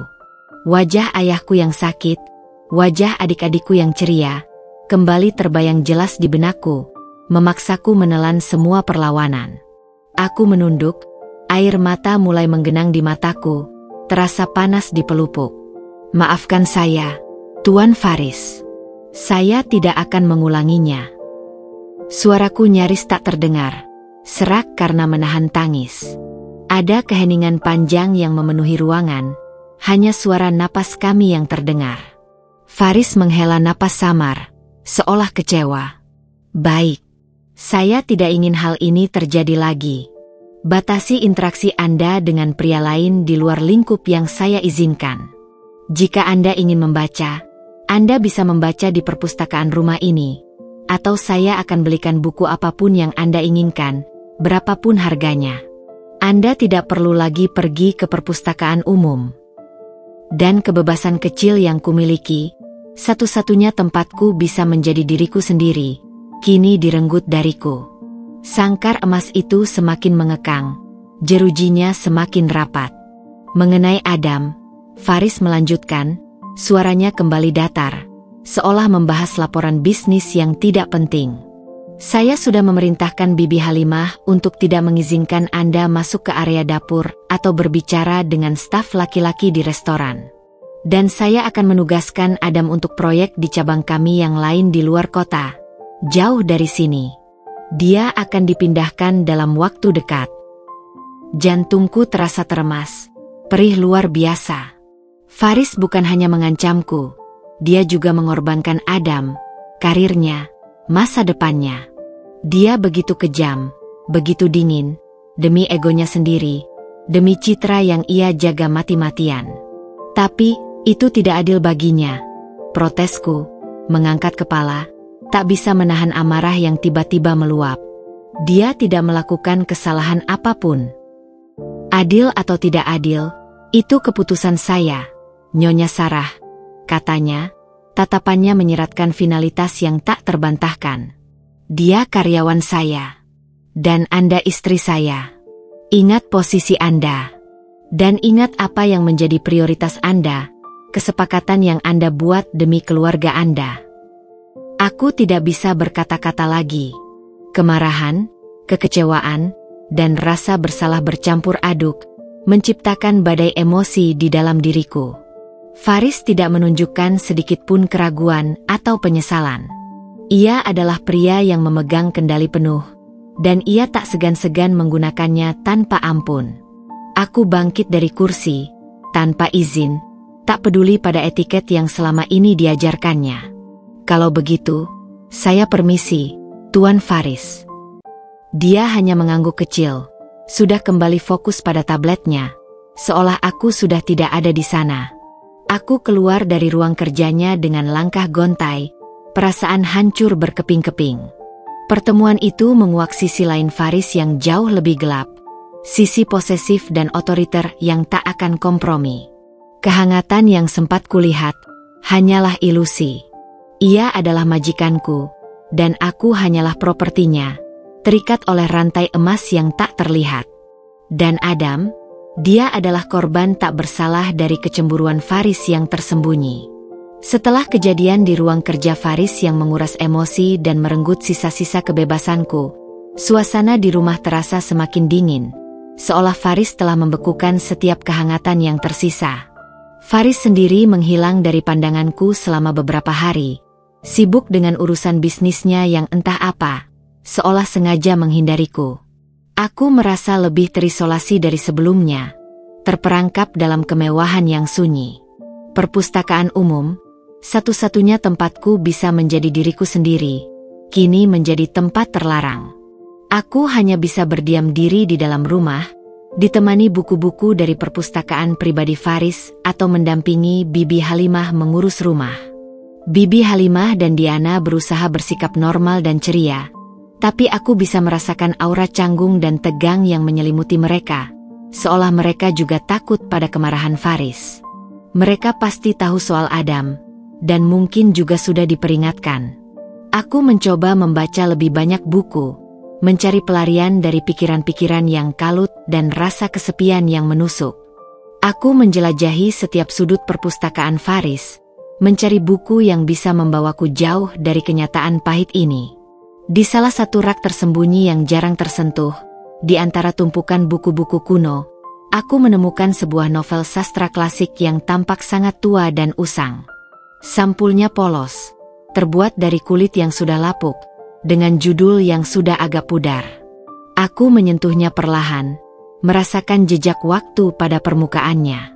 Saat kubuka, ada sebuah tulisan tangan yang indah, dengan tinta coklat yang sudah sedikit memudar, di halaman pertama buku.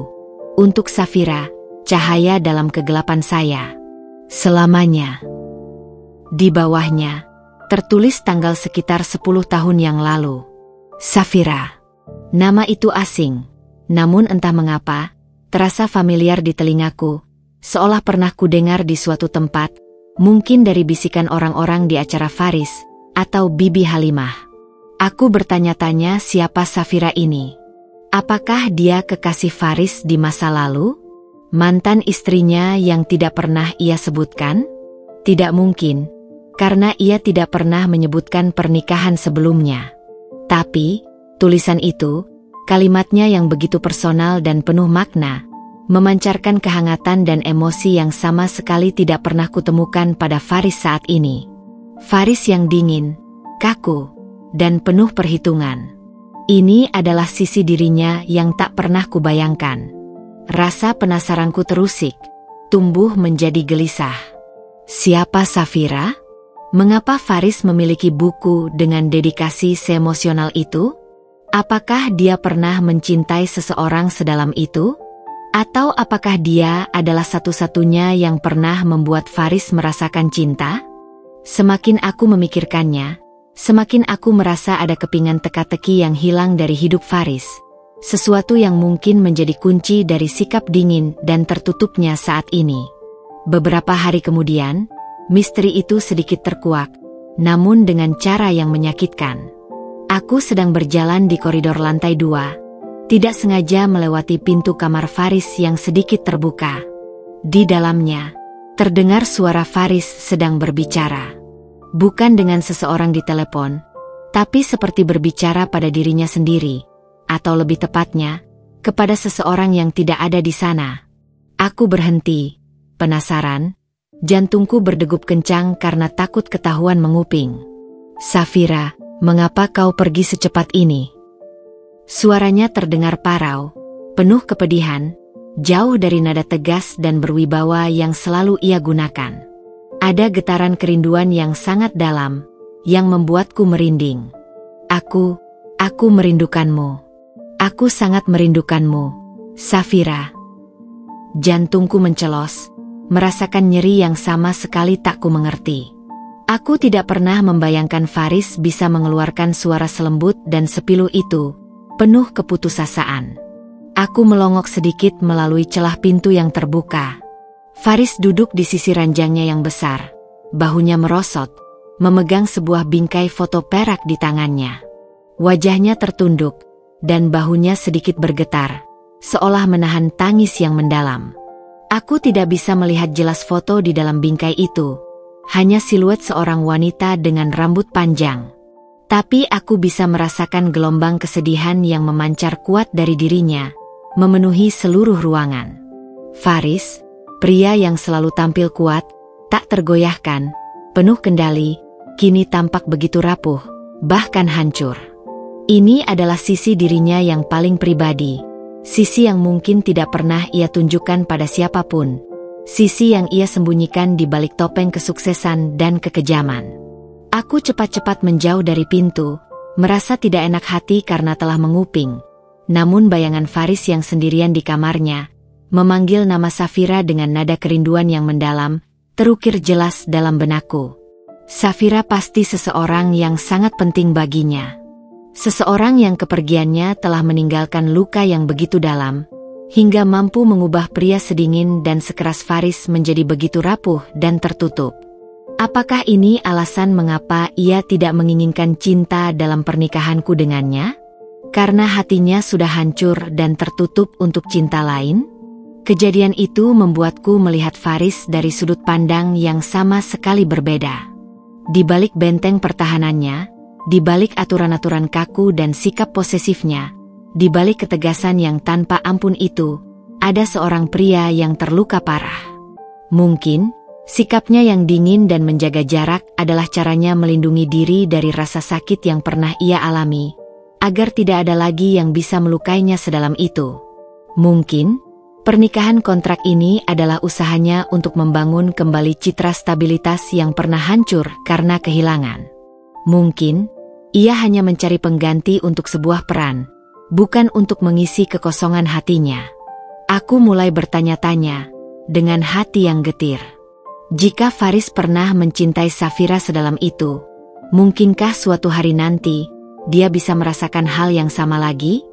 Mungkinkah ada celah bagiku untuk tidak hanya menjadi nyonya Faris Al-Hussein yang kaku, tetapi juga seseorang yang bisa memahami luka di hatinya, bahkan mungkin menyembuhkannya?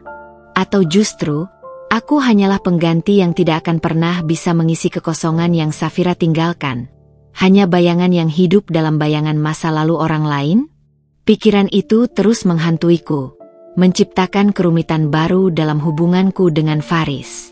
Konflik di antara kami bukan lagi hanya tentang uang dan kebebasan, tetapi tentang bayangan masa lalu yang membayanginya, dan posisiku sebagai istri kontrak di tengah bayangan itu, mencoba menemukan tempat di hati yang sudah terisi kenangan. Penemuan tentang Safira mengubah segalanya.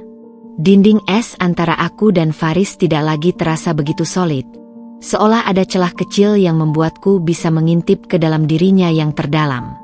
Pengetahuanku tentang luka masa lalunya, meski tak sempurna, membuat Faris bukan lagi sekadar majikan yang dingin dan otoriter, melainkan seorang pria yang hancur dan mencoba bertahan. Aku mulai memperhatikan detail-detail kecil yang sebelumnya luput dari perhatianku. Tatapan matanya yang terkadang kosong, jeda panjang saat berbicara, atau caranya memegang secangkir kopi dengan jari-jari yang kaku. Meskipun simpati mulai tumbuh di hatiku, aku tetap menjaga jarak. Aturan Faris tentang privasi tetap tak terbantahkan, dan aku tidak berani melanggarnya lagi setelah insiden Adam. Adam sendiri sudah dipindahkan ke cabang di luar kota, dan aku hanya bisa berharap ia baik-baik saja. Aku merasa bersalah, tahu bahwa aku adalah penyebabnya. Rutinitas harian tetap sama, namun ada perubahan halus dalam interaksiku dengan Faris. Aku tidak lagi merasa takut setiap kali berdekatan dengannya. Rasa takut itu perlahan tergantikan oleh rasa ingin tahu yang samar, bahkan kadang sedikit prihatin. Di meja makan, Aku sesekali akan meliriknya, mencoba membaca ekspresinya. Kadang, ia akan menangkap basah pandanganku, dan matanya akan sedikit menyipit, seolah bertanya apa yang sedang kupikirkan. Aku hanya akan mengalihkan pandangan, berpura-pura sibuk dengan makananku. Suatu malam, Faris kembali larut malam dari sebuah pertemuan bisnis. Aku kebetulan masih terjaga, membaca di perpustakaan. Aku mendengar suaranya di ruang tamu, berbicara dengan seseorang di telepon. Suaranya terdengar lelah. Ya, itu benar. Mereka menuntut terlalu banyak, katanya, lalu terdengar helaan napas berat. Biarkan saja. Aku tidak akan menyerahkan semuanya. Aku sudah kehilangan cukup banyak. Dia tidak menyebutkan Safira, tapi nada suaranya mengingatkanku pada kesedihan yang kulihat di kamarnya. Aku menduga dia sedang berbicara tentang masalah bisnis yang berat, mungkin berkaitan dengan warisan atau aset keluarga yang ia sebutkan pernah hilang. Rasa ingin tahu mendorongku untuk mendekat, tanpa sengaja menginjak lantai marmer yang dingin, membuat suara kecil. Faris langsung menoleh, matanya tajam. "Nyonya Sarah? Ada apa?" tanyanya. Nada suaranya kembali kaku. Aku sedikit terkejut karena ketahuan. "Maaf, Tuan Faris. Saya hanya belum tidur. Mendengar Anda berbicara, saya khawatir ada masalah."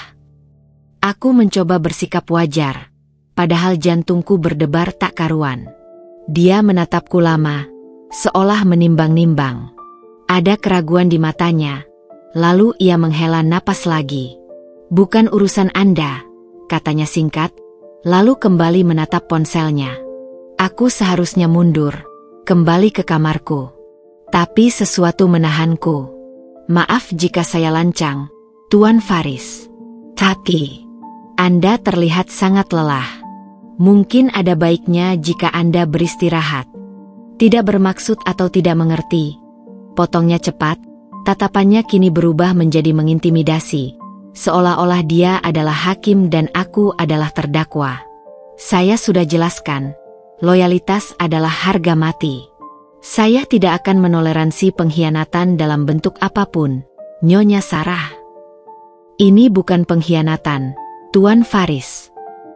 Aku tak bisa menahan diri untuk tidak membela diri, meskipun tahu itu berisiko. Dadaku terasa sesak. "Saya hanya berbincang. Tidak ada yang salah dengan itu. Saya tidak berselingkuh." Faris menatapku tajam, sorot matanya seperti elang. "Selingkuh bukan hanya tentang fisik, Nyonya Sarah. Kedekatan emosional, kenyamanan yang Anda cari dari pria lain selain suami Anda, itu sudah masuk kategori yang saya tidak suka, apalagi terjadi di depan umum. Itu mencoreng citra saya." Dia mencondongkan tubuhnya ke depan, sedikit, membuatku merasa terpojok. Suaranya merendah, dingin dan mengancam, seperti desisan ular berbisa. "Anda lupa mengapa Anda ada di sini? Anda lupa siapa yang menanggung semua beban keluarga Anda? Anda lupa konsekuensinya jika saya membatalkan kesepakatan ini." Kata-kata itu menusukku telak, seperti ribuan jarum. Dia benar. Aku adalah boneka dalam sandiwaranya, dan dia memegang kendali penuh atas nasib keluargaku. Wajah ayahku yang sakit, wajah adik-adikku yang ceria, kembali terbayang jelas di benakku, memaksaku menelan semua perlawanan.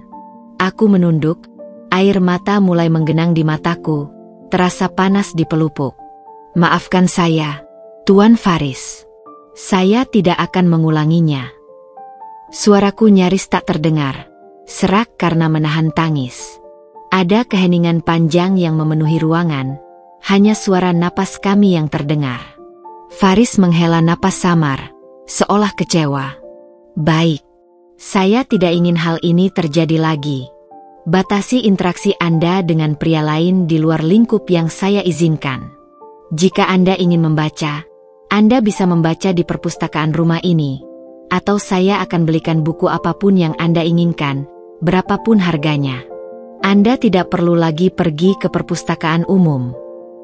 dan kebebasan kecil yang kumiliki, satu-satunya tempatku bisa menjadi diriku sendiri, kini direnggut dariku. Sangkar emas itu semakin mengekang, jerujinya semakin rapat. Mengenai Adam, Faris melanjutkan, suaranya kembali datar, seolah membahas laporan bisnis yang tidak penting. Saya sudah memerintahkan Bibi Halimah untuk tidak mengizinkan Anda masuk ke area dapur atau berbicara dengan staf laki-laki di restoran. Dan saya akan menugaskan Adam untuk proyek di cabang kami yang lain di luar kota, jauh dari sini. Dia akan dipindahkan dalam waktu dekat. Jantungku terasa teremas, perih luar biasa. Faris bukan hanya mengancamku, dia juga mengorbankan Adam, karirnya, masa depannya. Dia begitu kejam, begitu dingin, demi egonya sendiri, demi citra yang ia jaga mati-matian. Tapi, itu tidak adil baginya. Protesku, mengangkat kepala, tak bisa menahan amarah yang tiba-tiba meluap. Dia tidak melakukan kesalahan apapun. Adil atau tidak adil, itu keputusan saya, Nyonya Sarah, katanya, tatapannya menyeratkan finalitas yang tak terbantahkan. Dia karyawan saya. Dan Anda istri saya. Ingat posisi Anda. Dan ingat apa yang menjadi prioritas Anda, kesepakatan yang Anda buat demi keluarga Anda. Aku tidak bisa berkata-kata lagi. Kemarahan, kekecewaan, dan rasa bersalah bercampur aduk, menciptakan badai emosi di dalam diriku. Faris tidak menunjukkan sedikit pun keraguan atau penyesalan. Ia adalah pria yang memegang kendali penuh, dan ia tak segan-segan menggunakannya tanpa ampun. Aku bangkit dari kursi, tanpa izin, tak peduli pada etiket yang selama ini diajarkannya. Kalau begitu, saya permisi, Tuan Faris. Dia hanya mengangguk kecil, sudah kembali fokus pada tabletnya, seolah aku sudah tidak ada di sana. Aku keluar dari ruang kerjanya dengan langkah gontai, perasaan hancur berkeping-keping. Pertemuan itu menguak sisi lain Faris yang jauh lebih gelap, sisi posesif dan otoriter yang tak akan kompromi. Kehangatan yang sempat kulihat, hanyalah ilusi. Ia adalah majikanku, dan aku hanyalah propertinya, terikat oleh rantai emas yang tak terlihat. Dan Adam, dia adalah korban tak bersalah dari kecemburuan Faris yang tersembunyi. Setelah kejadian di ruang kerja Faris yang menguras emosi dan merenggut sisa-sisa kebebasanku, suasana di rumah terasa semakin dingin, seolah Faris telah membekukan setiap kehangatan yang tersisa. Faris sendiri menghilang dari pandanganku selama beberapa hari, sibuk dengan urusan bisnisnya yang entah apa, seolah sengaja menghindariku. Aku merasa lebih terisolasi dari sebelumnya, terperangkap dalam kemewahan yang sunyi. Perpustakaan umum, satu-satunya tempatku bisa menjadi diriku sendiri, kini menjadi tempat terlarang. Aku hanya bisa berdiam diri di dalam rumah, ditemani buku-buku dari perpustakaan pribadi Faris atau mendampingi Bibi Halimah mengurus rumah. Bibi Halimah dan Diana berusaha bersikap normal dan ceria, tapi aku bisa merasakan aura canggung dan tegang yang menyelimuti mereka, seolah mereka juga takut pada kemarahan Faris. Mereka pasti tahu soal Adam, dan mungkin juga sudah diperingatkan. Aku mencoba membaca lebih banyak buku, mencari pelarian dari pikiran-pikiran yang kalut dan rasa kesepian yang menusuk. Aku menjelajahi setiap sudut perpustakaan Faris, mencari buku yang bisa membawaku jauh dari kenyataan pahit ini. Di salah satu rak tersembunyi yang jarang tersentuh, di antara tumpukan buku-buku kuno, aku menemukan sebuah novel sastra klasik yang tampak sangat tua dan usang. Sampulnya polos, terbuat dari kulit yang sudah lapuk, dengan judul yang sudah agak pudar. Aku menyentuhnya perlahan, merasakan jejak waktu pada permukaannya. Saat kubuka, ada sebuah tulisan tangan yang indah, dengan tinta coklat yang sudah sedikit memudar, di halaman pertama buku. Untuk Safira, cahaya dalam kegelapan saya. Selamanya. Di bawahnya, tertulis tanggal sekitar 10 tahun yang lalu. Safira. Nama itu asing, namun entah mengapa, terasa familiar di telingaku, seolah pernah kudengar di suatu tempat, Mungkin dari bisikan orang-orang di acara Faris, atau Bibi Halimah. Aku bertanya-tanya siapa Safira ini. Apakah dia kekasih Faris di masa lalu? Mantan istrinya yang tidak pernah ia sebutkan? Tidak mungkin, karena ia tidak pernah menyebutkan pernikahan sebelumnya. Tapi, tulisan itu, kalimatnya yang begitu personal dan penuh makna, memancarkan kehangatan dan emosi yang sama sekali tidak pernah kutemukan pada Faris saat ini. Faris yang dingin, kaku, dan penuh perhitungan. Ini adalah sisi dirinya yang tak pernah kubayangkan. Rasa penasaranku terusik, tumbuh menjadi gelisah. Siapa Safira? Mengapa Faris memiliki buku dengan dedikasi seemosional itu? Apakah dia pernah mencintai seseorang sedalam itu? Atau apakah dia adalah satu-satunya yang pernah membuat Faris merasakan cinta? Hatiku mencelos lagi. Nama itu. Selalu nama itu. Sebuah bayangan yang tak bisa kusingkirkan. Aku merasa cemburu, bukan karena dia menyebut wanita lain, tapi karena dia masih terperangkap dalam kesedihannya, seolah aku tidak ada. Aku memberanikan diri untuk bertanya, sesuatu yang selama ini kutahan. Siapa Safira, Tuan Faris? Suaraku bergetar, tetapi aku harus tahu. Faris membuka matanya, menatapku terkejut. Ada sedikit gurat kemarahan di wajahnya, namun lebih banyak kesedihan. Itu bukan urusan Anda, katanya dingin, suaranya mengeras. Dinding itu, yang baru saja mulai meleleh, kembali mengeras. Saya hanya ingin tahu, balasku, tak menyerah. Anda sangat merindukannya. Saya bisa merasakannya. Ia membuang muka, menatap ke arah jendela lagi. Keheningan panjang menyelimuti. Aku hampir menyerah, mengira ia tidak akan menjawab. Lalu, dengan suara yang sangat rendah, nyaris berbisik, ia berkata, "Dia, istri saya." Aku terkesiap. Istri? Dia tidak pernah bilang sudah menikah sebelumnya. Dia meninggal 10 tahun yang lalu. Lanjutnya, suaranya pecah di akhir kalimat. Kecelakaan. Sejak itu, aku tidak pernah ingin menikah lagi. Sampai... Ia berhenti, tidak melanjutkan kalimatnya. Sampai saya membutuhkan seseorang untuk peran ini. Dadaku terasa sesak. Jadi, Safira adalah mendiang istrinya. Dan aku adalah pengganti yang ia butuhkan untuk sebuah peran. Realitas itu menghantamku begitu keras. Semua kehangatan dan simpati yang mulai tumbuh di hatiku, kini terasa seperti kebodohan. Aku hanyalah alat. Aku merasakan air mata mulai menggenang di mataku, namun aku menahannya. Aku tidak boleh menangis di depannya. Aku harus terlihat kuat. Saya turut berduka, Tuan Faris, kataku, suaraku datar, mencoba menyembunyikan sakit hati. Faris tidak merespons. Ia kembali memejamkan mata, memunggungi aku. Aku tahu percakapan ini sudah berakhir. Luka lama Faris telah terbuka, tetapi itu juga telah membuka luka baru di hatiku sendiri.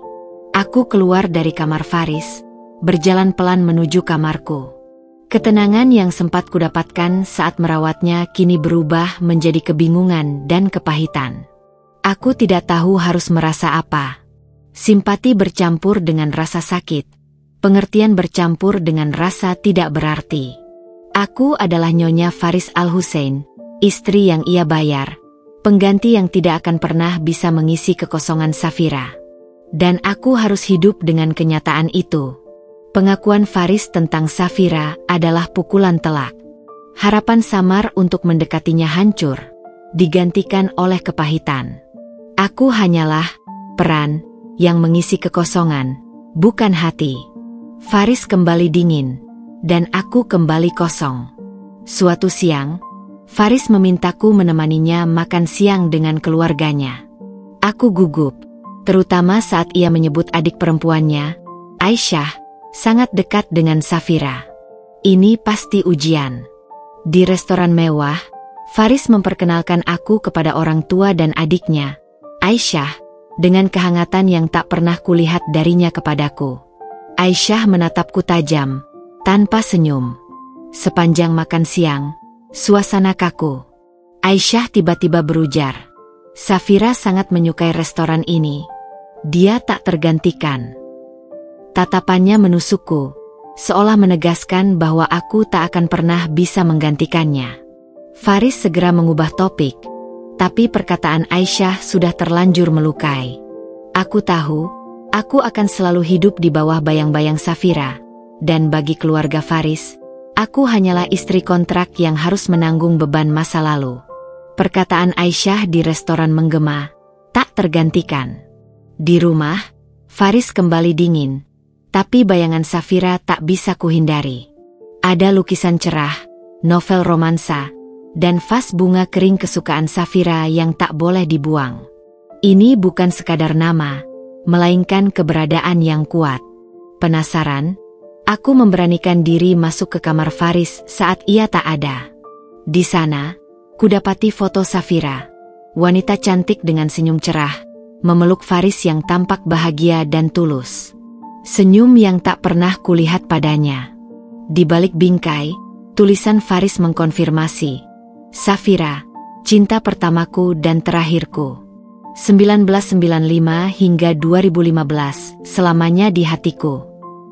Realitas itu menghantamku. Faris benar-benar telah kehilangan cahayanya. Aku, istri kontraknya, hanyalah pengganti yang tak akan bisa mengisi kekosongan itu. Kasihan bercampur cemburu. Aku menyadari rumitnya perasaanku terhadap pria yang terperangkap dalam masa lalu.